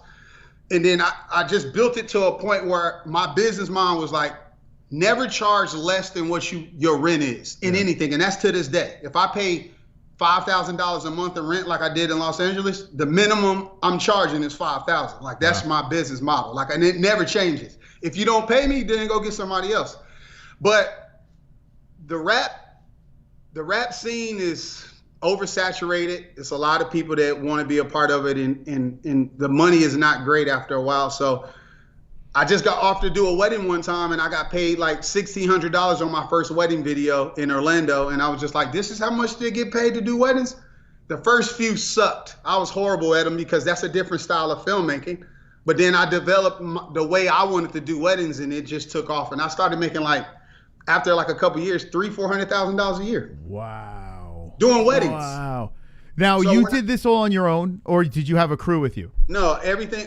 I've never ever had help doing anything. No kidding. So what did you do? Just throw a light on top of your camcorder? No, and just went for it? I just invested in the best cameras. Like I especially when the digital cameras came out in 2008. I didn't start filming as a career until 2011, but I was aware of these cameras. I studied low light. I knew what, I went to film school. I have a degree. So I just said, let me get fast lenses and get cameras that have high ISO. And I was able to just be a one-man band with limited equipment. And then eventually you get, more equipment to better your stuff. But I mean, when I started the MMA scene, I was financially fine with shooting these guys on the side and then doing my weddings. Mm-hmm. I mean, I was driving S-Class Mercedes in Florida off of doing weddings, so I wasn't really complaining. I didn't never want to, like, have a career doing weddings. It was just something that happened, and I was making money, so why get out of it when you're not making money doing anything else? So eventually, probably like a year into being around the fighters, I wanted to get out of the wedding scene, and I tried to find investor after investor, man. Like, I heard, like, Jeff Bezos talk about, like, his first investors, like it was like 20, but he talked to like 200 people. Mm-hmm. that was the same thing with Anatomy of a Fighter. I wanted it to be a documentary. I never wanted to be no YouTube anything. I wanted to make a low budget. I didn't care if it was shitty documentary and put it on one of these streaming networks to say I did something about fighters. And I talked to probably 20, 30 people trying to sell them the idea. And they was just like, I don't know anything about fighting. I'll talk to somebody else and hopefully they'll help you out. And everybody kept saying no. And I'm stubborn. So when all those people were saying no, I was like, all right, fuck you, watch what I do. And I did it on my own. So that's when you started uploading on YouTube? Yeah, I started August 3rd, 2017 was when I created the channel. Have you 4th or something like that. Have you ever experienced like burnout or anything like that when you were doing the weddings or even now, still filming for MMA? Do you ever get burnout? That's a great question. I got it. I have it right now. I'm not going to lie to you. I get it. Anybody. Y'all can do the podcast. How long have y'all been doing MMA-Holes? 4.5 years. I'm looking to retire. I had enough. No, don't leave us. But no, seriously, this is I'm glad you asked that question because I'm being honest. I made a tweet the other day about how I just wanted to start doing other things and fucking somebody put it on Reddit and it was like, Will Harris is retiring from, documentary and MMA. And, it was all these theories. It's the money. He's not making enough money to support himself and things like that. But when you're dealing with how I film, y'all see what I do. Like, you have to have access. You have to deal with managers. You have to deal with fighters and teams. That's draining sometimes because all you want to do is tell a story. Exactly. You give me an hour with a fighter, I'll make a fucking 20-minute episode and y'all be like, how did you do that? But when dealing with this side and this side, you kind of feel like you're getting stressed in. And I feel like with the pandemic, it put a lot of things in perspective. Like life is short. It's other things that I want to do. Mm-hmm. So if you get that opportunity to do them. So I totally feel like I'm going to scale back what I'm doing with Anatomy of a Fighter because I don't want Anatomy of a Fighter just to stay on YouTube. I wanted to get it to a bigger platform. Sure. So, I'm in talks with things like that right now, but yeah, I'm drained right now, man. I'm definitely drained to the point where sometimes you feel like you don't even want to do this anymore. I'm fascinated with the YouTube world, the algorithm, monetization, the whole deal. So do you rely strictly off of YouTube monetization or do you have other avenues of income? For the holes, I'm going to tell you, because this is a lot of theories, right? So obviously, I have great relationships with pretty much everybody in the fighting game. Sure. Ali Abdelaziz, right? The infamous Ali Abdelaziz. Tell us about this. Is he a rat? What's going on here with this guy? Come on. So let me tell you something about the genius of this guy. Obviously, we know he's a great manager. Yeah. But in 2017, a month after I started the channel, I had moved out to Vegas for the summer. That was during Conor and Mayweather. I actually spent time with Conor and his team at their house before I ever met Ali and them. That's the craziest shit ever. Filmed them. I got footage, everything. Just never released it. What are you waiting for? I'm going to spank to it. Put it out there. Listen. So Ali, I spent time with Ali and Renzo Gracie because Rashad Evans said, you live in Vegas now. You need to meet my guy, Ali. He is plugged in the industry. I think you would like him and he would like you. So I met him. I spent one day with him. The next day he said, do you know who Khabib Nurmagomedov is? And I was like, yeah, I heard of him. I didn't know anything about him. He was just like, I think y'all be a good fit. Like the way you film, how fast you edit, how you turn around stuff, the way you tell the story. He's looking for somebody to do. He needs that because no one in America had ever done that for him. Yeah. So he hooked that up literally this week after I created Anatomy of a Fighter, and I met Khabib maybe like a couple months later, and the rest is history with that. But I think because I got so big with the journey of Khabib, people thought like I'm on a payroll or something. So, it used to be trolls like, shut up, you sucking Ali's dick and you on a payroll, you only sending. I'm thinking like, I wish, fuck is you talking about? I wish I was on somebody's payroll. Yeah. Because I know how much film costs. Right. For what I do for a fight week, if a company told me, if ESPN said, we want you to do Anatomy of a Fighter all week, produce your things, do exactly what you do. That's 40, 50 grand you'll have to pay me. I'm a whole production team by myself. So I know how much it costs. So when people say, oh, you on a payroll, and it's offensive to me because I know how hard I fucking work with less. You see what I'm saying? And it's, yes, I have good months. Y'all understand the YouTube analytics. If I do a Khabib fight week, I can live a year off that shit. Some months you don't get much. You know, I'm definitely not at a point where I'm hurting, but I'm definitely undervalued. And I'm at that point now where I'm like, listen, I've put in 6 years being around fighters. It's time to collect. And I feel like the people that I'm around and the community should respect that, because I've done a lot of shit for nothing. Like, these fighters don't pay me. I don't get a dime. I just create this shit and, you know, do what I do. Do you feel the pressure? They're a dime of a dozen now with documentaries. Everyone's doing it's like YouTube. Everyone just copycats and does the same thing. I notice your style, and I could see like 5 other documentary teams, let's be honest, are basically copying what you're doing here. Come on, they're copying you, man. Let's call them out. Who are we talking about here? Who's copying? Nobody. I love. I'm gonna give a shout out to a young guy, Kid Cannon TV. I talk to him all the time. I give him advice. He moved to Denver. He doing a series called Front Range Fighter on his YouTube channel. He was doing a lot of stuff with Bryce Mitchell. Yeah.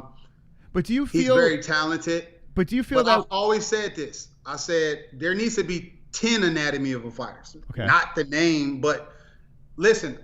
This whole week I've been spending my time with Aljamain Sterling. Building that together. It's a billion other fighters. There's no competition in content. Yeah. Maybe my competition is the UFC because I feel like I can do what they do by myself. Yeah, but at the same time, that's just friendly competitive stuff, because I have a lot of friends that shoot cinematographers and things like that that work for the UFC. But I don't see no competition. When you build a brand and it's 500,000 people, your retention rate, you know, you getting 6-figure views on everything you do. Like, there's no competition. There needs to be more footage out there, because I don't plan to be around this sport for the next 3 years. I'm going to be gone. Like, I got other stuff that I want to do. So it needs to be other stuff. So that's where I'm going with it. Like, you have to evolve, right? Because if you keep on doing the same content for a certain amount of time, it's going to get stale. You're going to get bored with it, like she said, with a burnout. And there's other people that are going to be doing the same thing, and it's going to be like, okay, we need something fresh here. So you're saying there's a small window, and now you're going to move from the MMA to something else. Is that what you're saying? Movies? Are you looking? Yes. Well, I had moved to Los Angeles last year in May, and it was going to be permanent because I really wanted to start working in the indie scene. Like, I got friends that are actors. I'm a script writer. I just have a lot of ideas. I got too many, and I just feel like that's the next evolution of my storytelling. Like, I went from doing music videos to cheap fucking barbershop commercials, to weddings, to documentaries in other countries about basketball, about healthcare. I have so much stuff that I've done, and then I struck gold with this Anatomy of a Fighter, but it's not something that I feel like I want to do for the rest of my life. And I feel like I've accomplished enough. Like, if anyone had what I've done in the last 3 years, and that's all they did for MMA, I feel like I helped the sport. I've influenced a lot of people. 100 million views on my channel. And I don't even post regularly. I just feel like I'm at the point, as I'm getting up there in age, is that I just want to do other stuff, man. It's like, I'm not going to be, like, it is exhausting being in these gyms all the time. You see what I'm saying? Like, telling the same stuff. That's why, like, for me, fight weeks are boring now. Like, I could care less if I go to another fight week, because it's the same thing, just different fighter. They check in, they go in a hotel, you ask them, yo, what time you gonna train? Then you train, and then you gotta make it interesting. Some fighters are not interesting, other ones are. Khabib says anything in English is funny and entertaining, right? So I love these guys. I love these fighters. I truly don't believe the sport does justice for these guys. Hopefully the next evolution of Anatomy of a Fighter is where I'm on a network and I'm getting paid and I can pay fighters. Not just me getting paid and benefiting off the fighters. Right now, it's a match made in heaven. A fighter don't have to pay Will Harris. All you got to do is just give me access. I tell a story, I paint a picture, and a lot of people see it. And it's on a free platform that isn't the UFC, where you have to wear their gear. You can wear anything you want on Anatomy of a Fighter. You can say anything you want on Anatomy of a Fighter. But at the same time, it's like, I don't know. That's a good question that has carried on since then about being burnt out, because I can honestly say I am. It gets to everybody, for sure. What do you think the reaction from the MMA community is going to be when you finally decide that you want to move on from Anatomy of the Fighter and do your own thing, and the Anatomy of a Fighter is no more?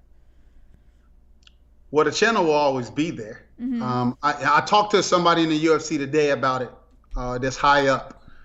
And I said, I'm not leaving the sport. It's just, I want to do other things. So, for example, I've spent the last 2 weeks doing this piece on Aljamain. I don't know how many episodes it might be, 2, 3. It's a lot. I interviewed him for like 2 hours yesterday. So I'm probably not going to use the whole interview for the videos. But if I could do like one of those pieces a month and just put it on Anatomy of a Fighter, I'm building the channel. Yep. I don't have to, like, I'm not doing short form content. I'm doing documentaries. Right. So I'm not doing a vlog. Yeah, Fight Week is a vlog. That's just a vlog, just like Embedded. But when I'm doing these sit downs, lighting them professionally and things like that, that's what I ultimately wanted to do anyway. And I'm now, since I have the time, I'm like, you know what? Because this is the problem. If you hang out with a Khabib or somebody like that and you get millions of views, 5 million views, you get more views than the UFC, right? That becomes a drug. You feel like you want every video to do that. It's an ego thing.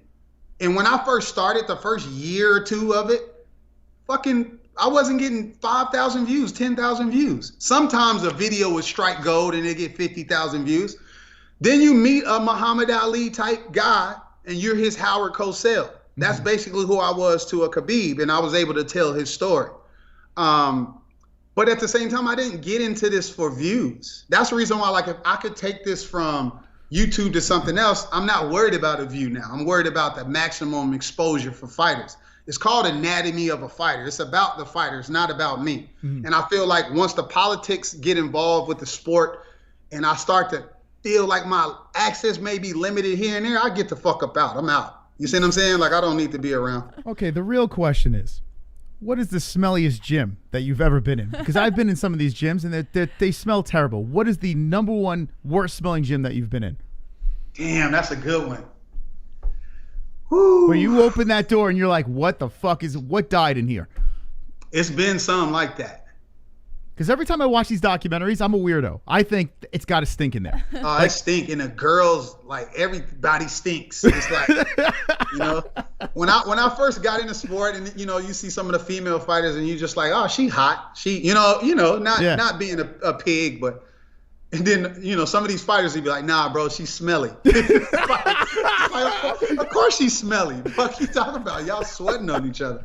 I don't know. It'll probably be a gym in Florida, because that's where I spent the most time. American Top Team. Probably, you know, Hard Knocks, something like that. But I went to the new Sanford gym, and that shit is pristine. They got that sponsorship money now. There ain't no smelliness in that gym. All right, at least we got that out of the way. Are you ever going to settle down? What's going on here? Are we going to be traveling the world and just entertaining new women? To be honest, I've talked to a lot of people at the end of the year, like, because I dated someone in LA that I thought was probably somebody that I could see myself working on, and it didn't work out. And I was like, man, maybe I should go see therapy. You see what I'm saying? Like, I feel like that's a healthy thing. Like, there's nothing wrong with that. Because I'm like, the common denominator is me. Yeah. You know, I go through these women like, you know, Sucks. Pieces of candy, and it's like, and not sexually. You know, whether it's dating on an app or dating in person, and you feel like, damn, what is going on? Is it stability? That's the reason why I chose Vegas and said, this is going to be permanent. It's cheap out here. There's no state taxes. I can afford to buy a house.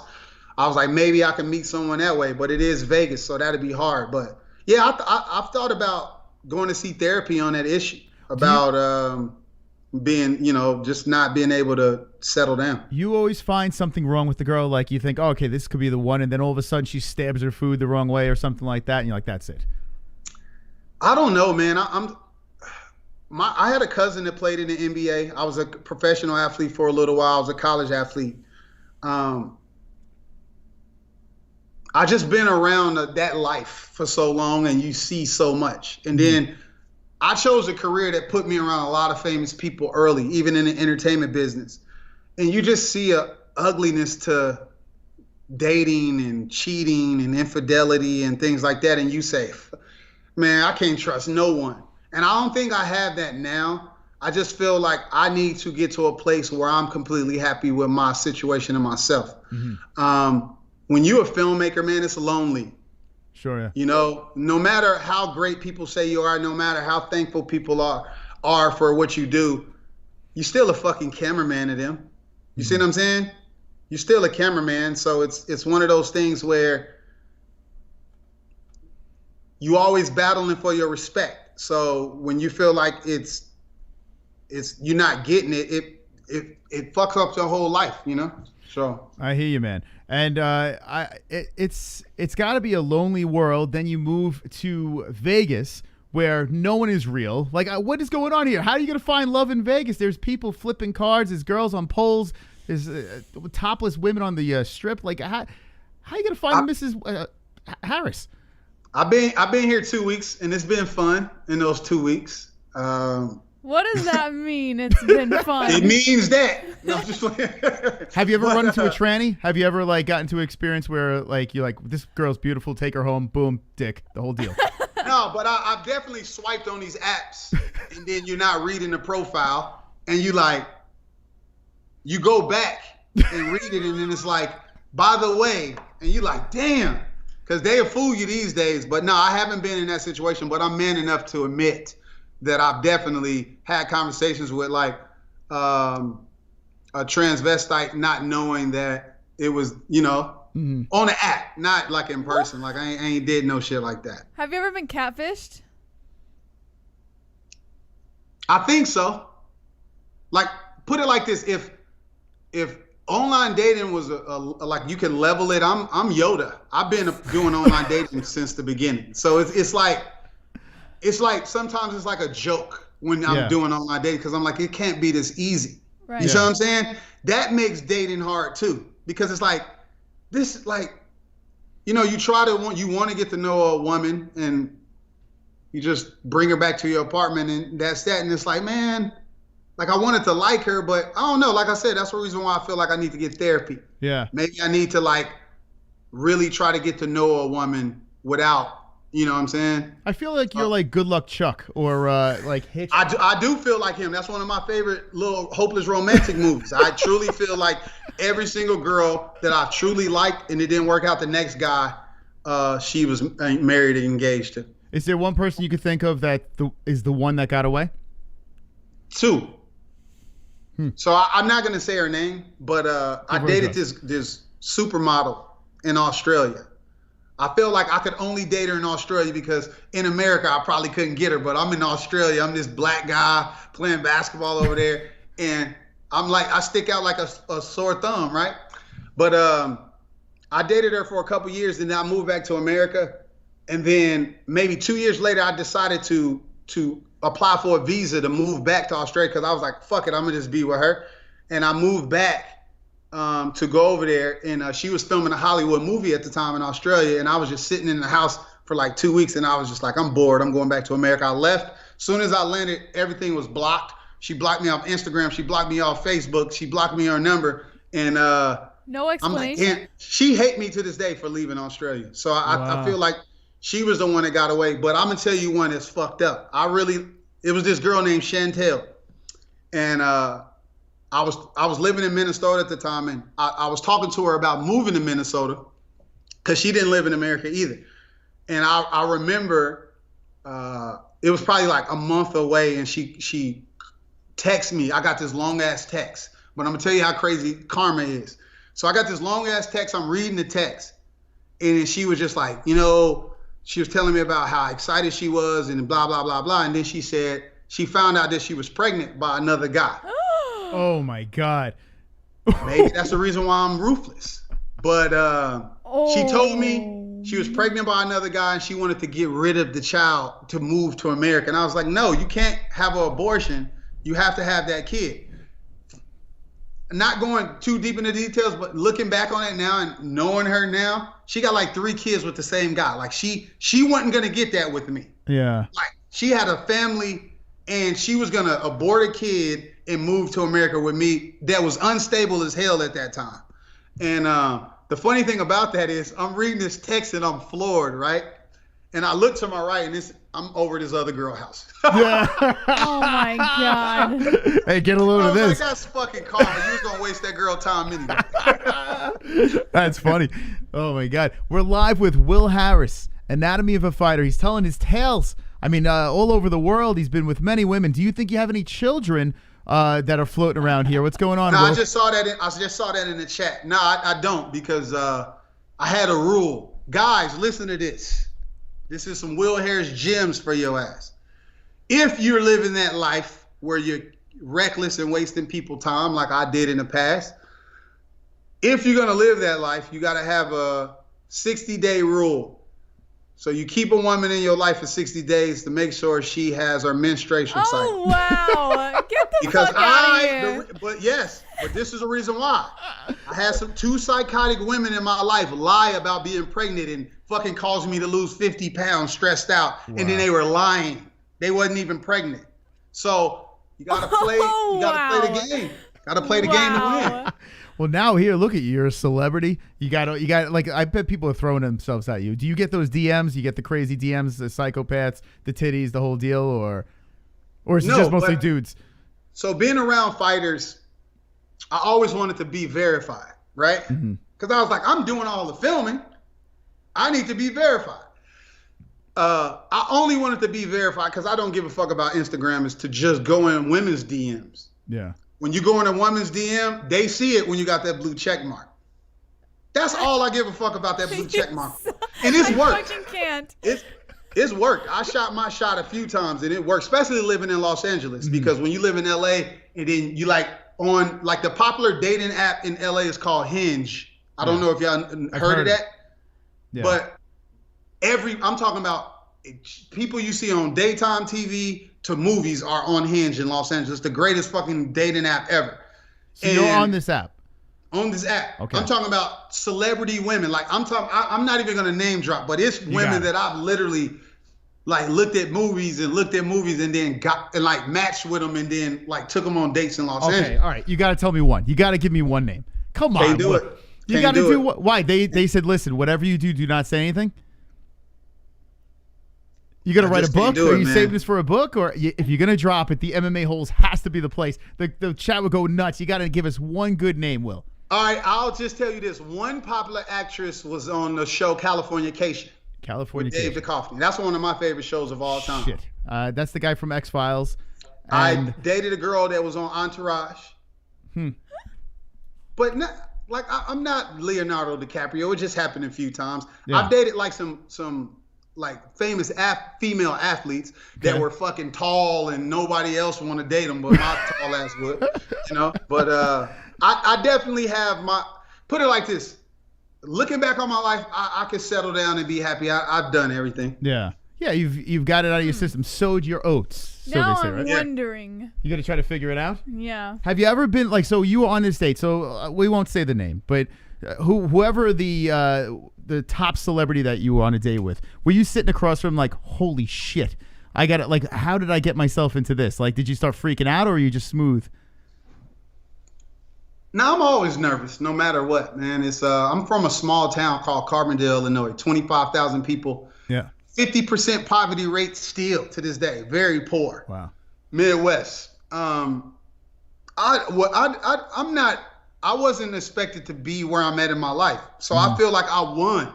Sure. No one could ever bring me down to earth because I've left earth already, leaving my hometown.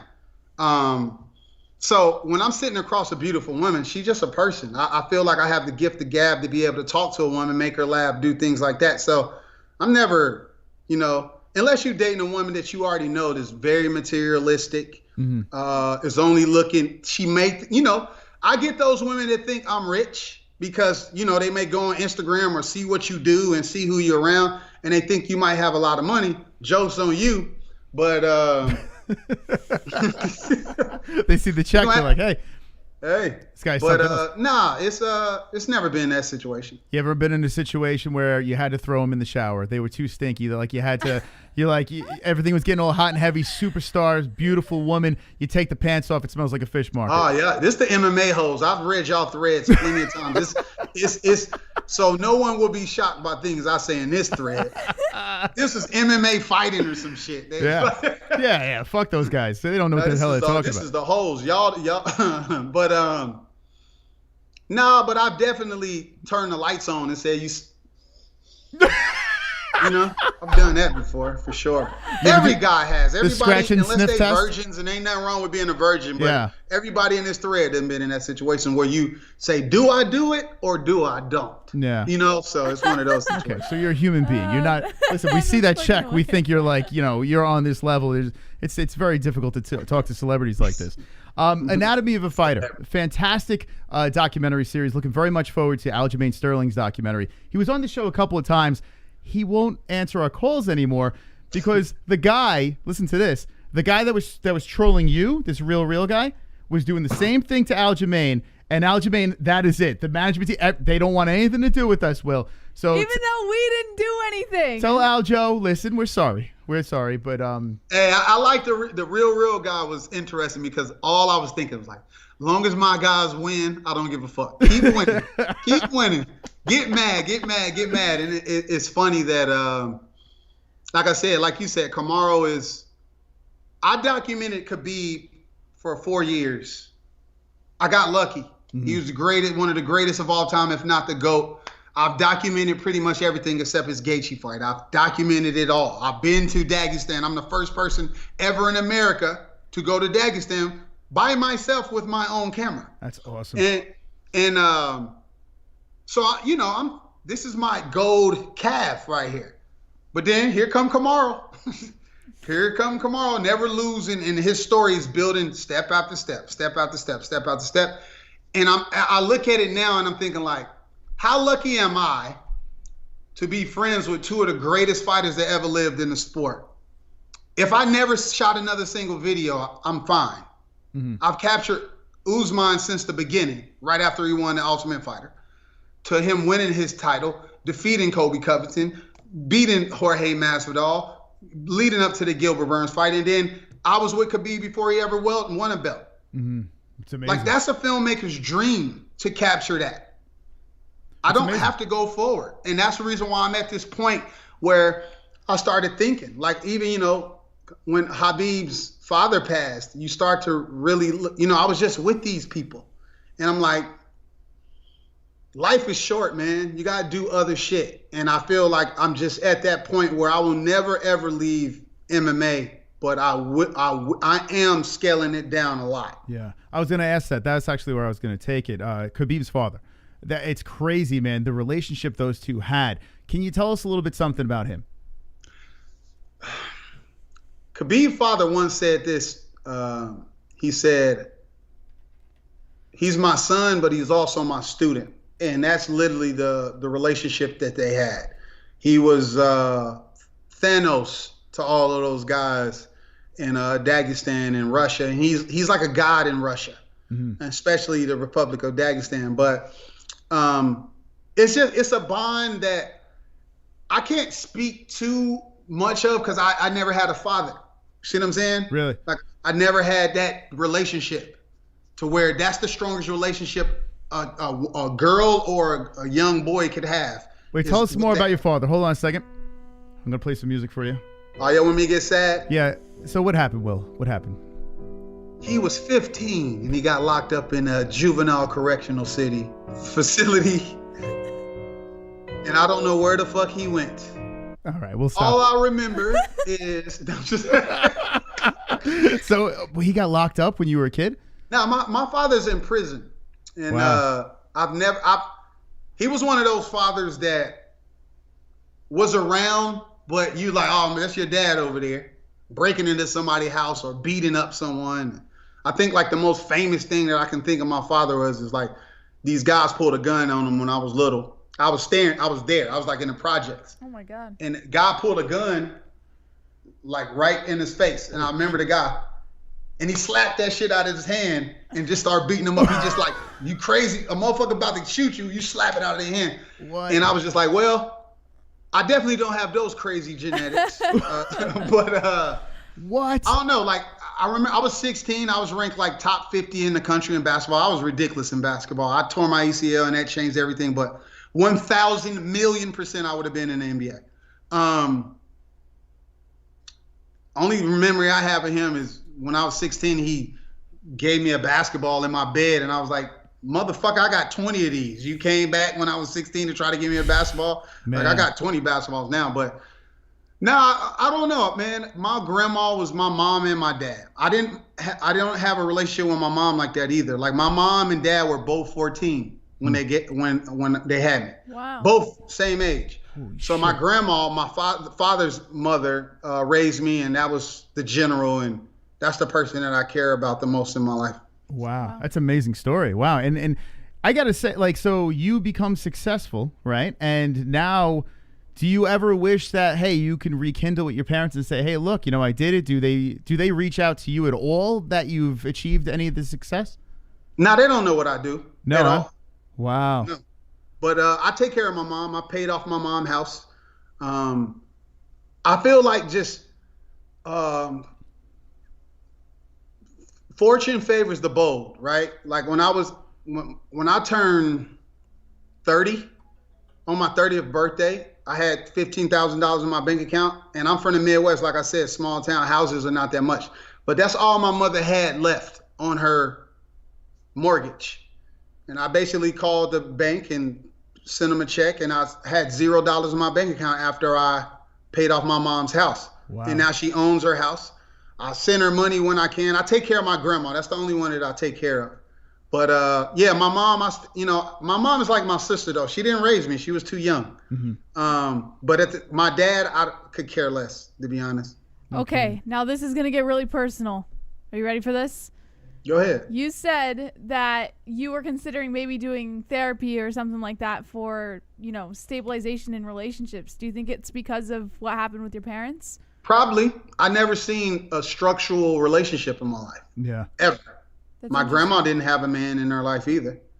And then you turn 18, you go off to college, and you sleeping with girls, and you playing basketball, and then you move abroad and you do that, and then now all of a sudden you try and film, and now you turn yourself into a homeless guy sleeping on your friend's couch and just trying to survive.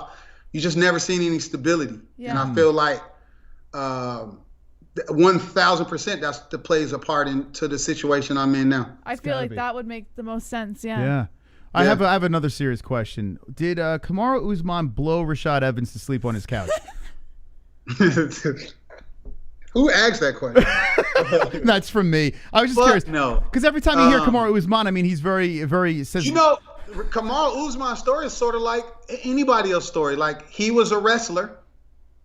Rashad Evans needed help with a wrestler. He said, come down to Florida and help me train. And then you're down there, and then you say you should try fighting yourself, and that's just how I go. Yeah. I remember it was times where Kamal told me stories of where he had $0 in his bank account, and he was like, man, I used to pace around the room I was sleeping in, Rashad house. He the champion. Can I go in there and just ask him for $100? You see what I'm saying? Yeah. This fight shit ain't no joke. So when you hear the stories of fighters, people need to understand the MMA-Holes when they're appreciative of the donations. And, well, I don't even do none of that. But this shit is just not easy, man. This is not what you want to pick to do as a career. You got to be a strong-willed motherfucker, because you're going to have great days and you're going to have way more bad days. Yeah. I tell you what, it's crazy watching and documenting these fighters. We tell jokes and this and that, but I say it on a regular. I am so respectful. Like, when it comes to what these guys and gals do, I could never do it. I could never be able to put myself through these training camps and go out there and compete in front of the big lights, and then at a risk of losing, seriously injuring yourself, making minimum what athletes should be making. It's it really is an insane world that these people live in. And seeing a guy like Kamaru Usman rise up and being able to document this man, it's got to be super like humbling to document something like that. Well, I saw myself in the fighters, you know, at that time, not just being an athlete, because I done it. I knew what it's like to have an agent and call your agent and things like that. Do you got a job for me or a tryout? At that time when I started it, I was a filmmaker trying to just figure it out and survive. And I saw some of these guys in Florida sharing each other's protein shake or, you know, meal prep. And I was like, these guys is just like me. And we connected right away. And I feel like I developed that relationship with these fighters because they knew I was an athlete. They knew I was on the ground. They could Google all that shit. And you just build a bond with these guys. And like I said, man, I truly, truly, truly love the fighters. You know, the fan base, half of them I love, half of them I wouldn't say I hate the fan base, but some of them are just like the guy that trolled Curtis. Oh, it's crazy. Right? I would beat the shit out of him. Yeah. 100%. Because I spent so much time with these fighters, I would literally punch a hole through his face. Yeah. The look on Curtis's face in the video, it's like it's so sad. Like your heart like dropped watching. Yeah, it. like what the fuck is wrong with people? Yeah. You see what I'm saying? So I see that, and honestly, I have to get better with that because I respond. Like I try to take up for fighters. Like online, because I feel like I could just be the neutral voice. Like, man, shut the fuck up, right? Yeah. But I hate when people try to label me media. I'm not media. I'm not fucking, you know, shout out to the Schmo or Brett Okamoto. I'm not them. They are guys that interview fighters. I tell fucking stories. I live with these fighters. I travel the world with these fighters. I don't get a credential and be in the fucking green room eating fucking chips with John Morgan and watching the fights. John Morgan would eat all the chips, so you got to be careful with that. First question asked. But so I'm not a fighter, and I'll never act like I'm a fucking fighter. Like people be like, "Shut up! You act like you a fucking fighter." I can give my opinion on fighters. I know who's gonna whoop whose ass. I'm batting 95%. So at the same time, it's I don't know. Like it's personal to me because you spend so much time with each other. It's sort of like if somebody disrespected one of y'all, like y'all are like this. You see what I'm saying? Like, sure, yeah. I'm like this with fighters. I have a special relationship with these people.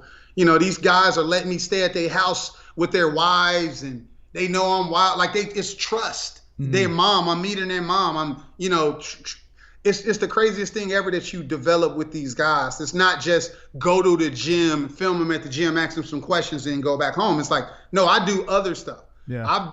I've been in the club, in strip clubs, and the club with these guys. We done went on missions together. Like so. Missions.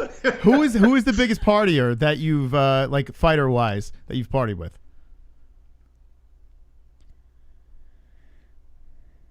Has to be Mike Perry, right?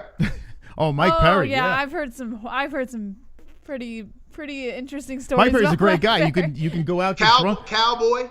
I've been out with Cowboy. All these guys, man, they fighters, man. At the end of the day, it's violence, it's groupies, is, you know. I think we missed the heyday of groupies though, like the Chuck Liddell era, the Rampage era. Yeah. Before I ever was around fighters, I used to be in Vegas a lot, and I used to always be around Rampage when I lived in San Diego, and Chuck Liddell and all these guys out here. I done seen them really get down. There you go. We got a couple of donations we want to play. They've been yelling at us the whole time, but I'm going to play them right now. Well, let's see. Some questions from the chat here. Okay, so Uncle Chrome. Well, my nigga, you still got that girl's number back in Malaysia. Me and the boys trying to get sucked off from the back. Oh, God. Do you still got that girl's number back in Malaysia? So, listen, I've never done this. I showed this to Joe Rogan once. But a lot of people always ask me about that girl, right? Because of everything. This is who the girl is. Because a lot of people wanted to know who it was. Oh, no. Got a big screen this. Hold on. Let me cover her name. Yeah, don't dox her, whatever you do.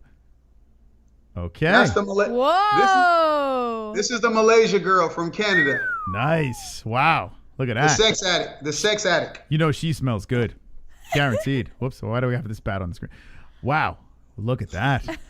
No, I don't talk to her no more. She old now. She probably in her late 40s or mid 40s. Yeah, you could do better than that. All right, let's play another one. Wonderful. It's the same guy, Uncle Chrome, coming in. Speaking of filming weddings, how many of them bridesmaids did you pipe down? Oh my goodness. 0. You never, what's the saying? Never shit where you what? Sleep? Yeah, I that's weddings, man. I would never, I was going after those reviews, those positive reviews. I used to do photography for weddings back in the day, and I hated it. I couldn't fucking stand it. It drove me nuts. It's such a hustle. My legs felt like they were gonna fall off my body. I got more exercise doing that than actually going to the gym. I don't know what it was, but I'm out of shape. So I mean, you're a fit man, so you can handle it. But God, I would never do that shit again. Yeah, it's a tough life. It really is. We got my friend is getting married in San Diego next month. I am doing his wedding just because he's my friend. Oh, that's awesome, man. Oh man, it's gonna be the most basic video ever, though. Will, when we get married, we got engaged. We want Anatomy of a Fighter to. You could just come to the wedding if you like. I'll do that. I'm not shooting your wedding. Yeah, you come. Well, you right? We're gonna party. What do you think? Gotcha. When is it gonna be in Arizona? I don't know when the hell. Oh, we should do it in Vegas. I would love to do it in Vegas. Nah, y'all should do it in Arizona. Think so? But will you travel to Arizona? Yeah. I mean, honestly, if everything go well, I'll get a house here. But I'm 50-50 with getting a house in Phoenix area compared to Vegas. It's right fucking here. You see what I'm saying? Okay, so you can bunk with Bruce Buffer. He's coming too. Okay. Bruce Buffer. Yeah, he'll be there. How is Henry Cejudo? Is he cool to hang with? Yeah, that's his personality. He's serious and then he's playful, and I think we all see the cringe, but that dude is a very intelligent guy. You got to understand, this is what I was explaining to Aljamain Sterling the other day. I said, you got to remember Henry Cejudo went to the Olympic Training Center when he was 16, dropped out of high school. He's been excelling at athletics his entire life. He never took a break. Now he retired. He deserved to be immature and silly and goofy. Like, he's been a fucking top-notch, world-class athlete his entire life. That's all he knows. It's sort of like fucking Macaulay Culkin or some shit, right? Mm-hmm. And I feel like he's just enjoying getting fat, not being in shape, and just can't, decide which girl he wants to call his wife. But his problem, and I told him, he keep going to fucking Brazil. Yeah. You're going to change your mind every trip. You're going to be like, nah, matter of fact, I'm going to take this one. That's great. Yeah, he seems like he's having a great time now. Do you think he's going to come back? I don't know, honestly. I saw that shit that Cruz said today, and I was just like, what's wrong with these guys? But I don't know, man. I feel like if he wasn't, obviously we all respect Henry Cejudo. He's one of the greatest fighters ever in the sport. He's a Hall of Famer. He's going to, everything. But at the end, he started to make noise as far as fan base, right? To want to see. We knew at the end, like, if you watch Cejudo fight, it's going to be an exciting fight. Sure, yeah. But money fight, I don't know if there's any money fights out there. Who could he fight? Maybe Peter Yan, maybe Aljo, because his history there with those three chirping. But I don't think it'd be a money fight. I don't know. Maybe if they give him $1 million or $2 million, probably. I mean, who's going to turn down $1 million? Maybe I'm crazy, but I would love to see him fight Volkanovski. Dang it, I knew you were going to say that. Yeah, I would love it. No. They're not too far off from height. It's such a stupid fight. Why not? I hate it. Volkanovski is 200 pounds once. He really is strong as like a fucking middleweight. So you say no chance for Henry? No, I give Henry a chance, but I just don't never see that fight happening. I feel like, I hate to say this, I just don't think Volkanovski gonna have the belt that long. I think Ortega beats him. I agree with that. And that. then we're never talking about Volkanovski like that and Henry anymore. You see what I'm saying? Yeah. So I just don't think he's beating Bryan at all. Yeah. Like, I just don't see that happening. All right. Yeah, Ortega's a freaking dog. Like, he goes into that cage and he doesn't stop until... Bald head Ortega is unstoppable. And you see the size of his cup? I mean, Jesus. Came in with a cup. I mean, my Yeah. God. Well, what are we packing with? What are we working with? How many inches you got? A good 9.5. For Oh, sure. my God, Will. What do you do with 9.5? How do it? Oh, my God, Will. What do you do? Wrap it around your fucking waist? How does this work? Flaccid too? Long strokes, brother. Oh, man. It sucks. Strokes. When I get reincarnated, strokes. I want to be a Will Harris. I can't do this anymore. I can't do this. This is crazy. As Well, you anyway. sit there with your hands on your Yeah, I don't know what to do. I got my hands on my hips now. I have no idea what to do with my hands. Hey, you know what's funny? Girls would be like, "Oh my God." You know, guys that say that. I'd be like, "Yeah, guys that say that. I'm saying that." Luckily, Jessie God likes has small blessed guys. me. Well, It's because guys that say that are always like 3 inches shorter. yeah, than, it's fucking I know. ridiculous. It ain't none of that here.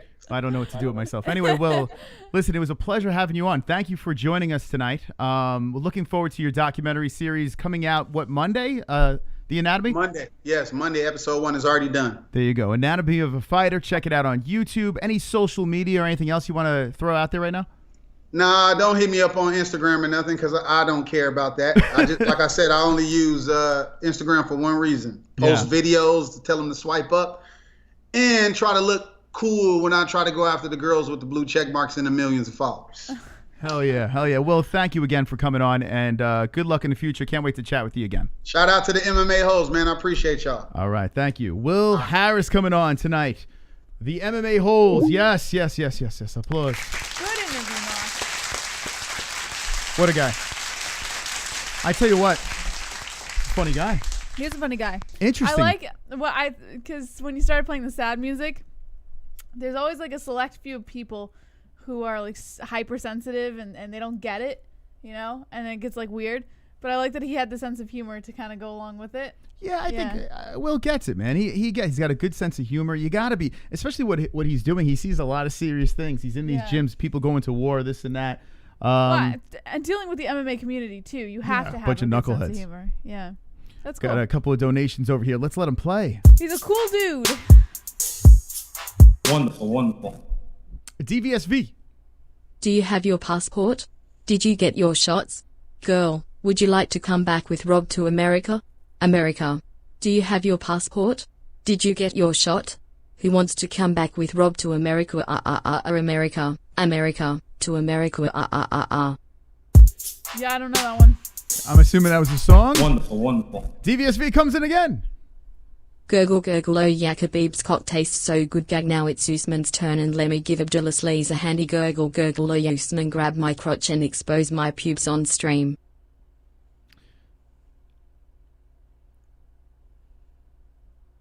Okay. I wish we would have played that for him. I hope Will's still watching. Wonderful, Will, if you're still wonderful. watching, maybe. How many snow bunnies you got hidden in there, boss? Oh shit! God damn it, man! I wish I would have seen that. Oh, fucking, that's funny. How many? Do you think he had some snow bunnies hidden? Yeah, I'd in say his, about 4 or 5. in his maybe. Vegas home. Thank you, guys. Thank you. I think Will was great, man. If you missed it, if you're just jumping in, check it out. Will Harris was on, and Chris Lytle was on as well. Nice 1-2 punch of interviews over there. Good times. There's Will. If you'd like to answer in the chat, I mean, maybe, I don't know. Okay. I think that's it. I think anything else? Anything else in the news that stands out? Just like the little stuff. So we already discussed Blagoy Ivanov is getting booted from the card. Okay. Things- Here we go. Yeah, things to keep an eye out for. Kamaru Usman's next title challenger should not, whether it should be Colby Covington or Jorge Masvidal. It's an interview between Usman and Brett Okamoto. If you guys want to go watch it, it's actually pretty interesting. I got to watch the first couple minutes of it. Hold on, Rylan wants to know Will's social media. Check him out. Will Harris Productions on Instagram. I think it's the same on Twitter, right? Here's Chris Lytle's. Here we go. Will Harris, AOAF. AOAF. Go follow him on Twitter as well.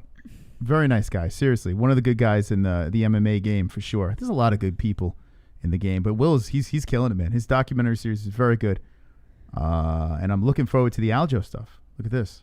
Actually, YouTube would probably hit me with a copy. Will might hit us with a copyright claim on this. Sorry. Just go to his There's a Instagram Funk and say, Master. Hopefully, he goes to Aljo when he sees him and says, "Hey, answered the MMA holes." What the heck? They love it. Also, Max Holloway aims to fight twice this year. The best is blessed. Yeah, he wants to fight 2 more times, saying the reign is going to continue. So that's something to look out for. I'm looking forward to him coming after that fight with Cater. Super chat. The best is Possessed. Big Paulie. Every time I fart, blood comes out. Yes, me too. Oh, big Actually, blood just came out of my anus just listening to that donation.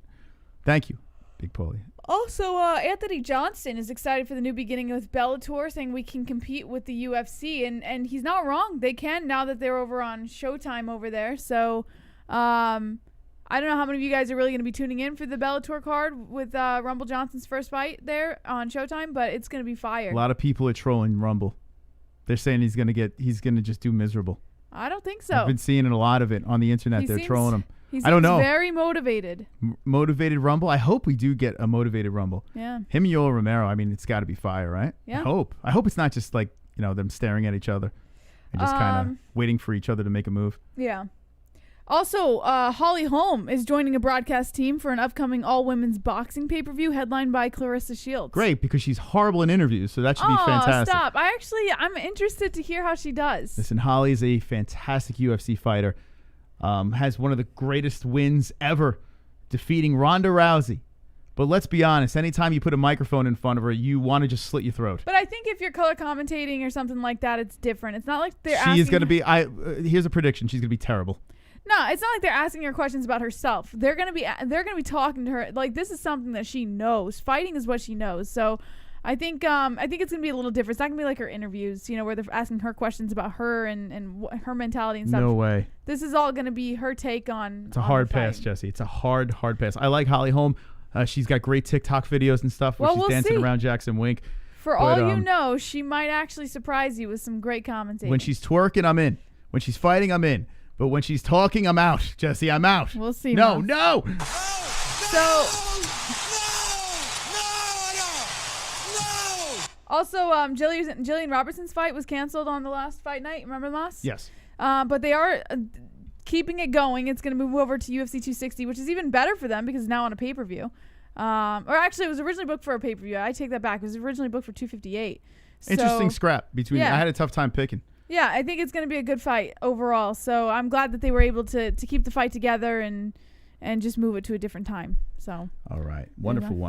Chris Weidman and his family are starting a wrestling scholarship to honor their father-in-law's death in a tragic accident. Oh, yeah. I find this extremely interesting. Yeah, it's all over their social media. Yeah. It's pretty interesting. Vincent Pecora, who first became acquainted with Weidman when he was just a 7th grade wrestler, tragically died recently after he was struck by a vehicle while crossing the street. Pecora was on his way to visit his son-in-law, who was training in New York. Weidman posted the news on social media, paying tribute to Pecora and the tremendous influence his father-in-law had on his life. Now, it's a long Instagram post. If you guys want to go see it, it's over on Chris Weidman's Instagram. But in the wake of his father-in-law's passing, Weidman and his family have now started a memorial scholarship fund in Pecora's name to help up-and-coming wrestlers find opportunities in college. So I'm all for it. I fucking love that. Great. Yeah, it's awesome. Yeah, it's great. Awesome. Good for them.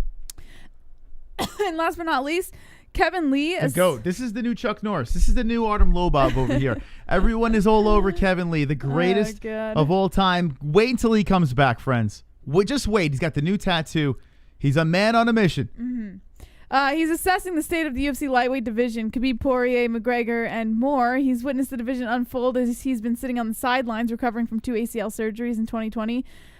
He last fought in March and at UFC Fight Night 170 in the first UFC event held behind closed doors in response to the global pandemic. Since then, Khabib Nurmagomedov abruptly retired from the sport. Conor McGregor had an unsuccessful return. He lost to Dustin Poirier. Michael Chandler moved from Bellator to the UFC, picked up a first-round knockout in his debut. So Lee hopes to return this summer against Tony Ferguson, which is Big Paulie makes a good point. He says Kevin Lee is the reason why Khabib retired. Maybe. Yes, I think he's right. You don't want to fight him. So he weighed in and shared his thoughts on some of the biggest headlines. If you guys want to go see it, it's the MMA Junkie link on the MMA-Holes.com. That's another hard pass for me, Jess. But Wonderful. He did have some interesting things to say about Khabib and Conor. So if you guys want to go see that, Kevin Lee's a very gifted athlete, and at least he's admitting that his head is more of a problem than his skills. Very talented guy. Seriously, super talented guy. He's with Faraz at TriStar. He's with the right camp. I think if he could pull his head together, he could be a problem. Yeah. I don't know if he'll be a champ, but he could be a problem. Definitely not a champ. I mean, no champ. You give him no champ, No Kevin champ. Lee? But that's it. Okay, that's all. all. Thank you guys for joining us. If you missed it, Will Harris was on and Chris Lytle was on as well. Two wonderful, wonderful people. Go check their social media out. Go check the interviews out and let us know in the comments section if you're watching the replay what you think of the two gentlemen that were on tonight. We'll be live on Friday for Fuka Friday. 10 p.m. Eastern Standard Time. Look at that poster over Jessie's shoulder. We'll be reacting to those fights on Saturday. Rozenstruik versus Ganeand. Hit the like button and bye. Thank you to all. Whoa! Why is my... Wow, Jessie! What the... That is a aftermath of a bit, I guess, from last time. I don't know. What were we doing? I can't remember. We probably doing something stupid. Mature. Quite mature. Okay. All right. Thank you to our sponsors who help keeping us going and flowing, as well as the people who donate to the show. Oh, yeah. Sage Northcutt's coming back. And Sorry, Sage the Northcutt glove coming touch. I back. know a lot of people are really excited about that. Ballsy,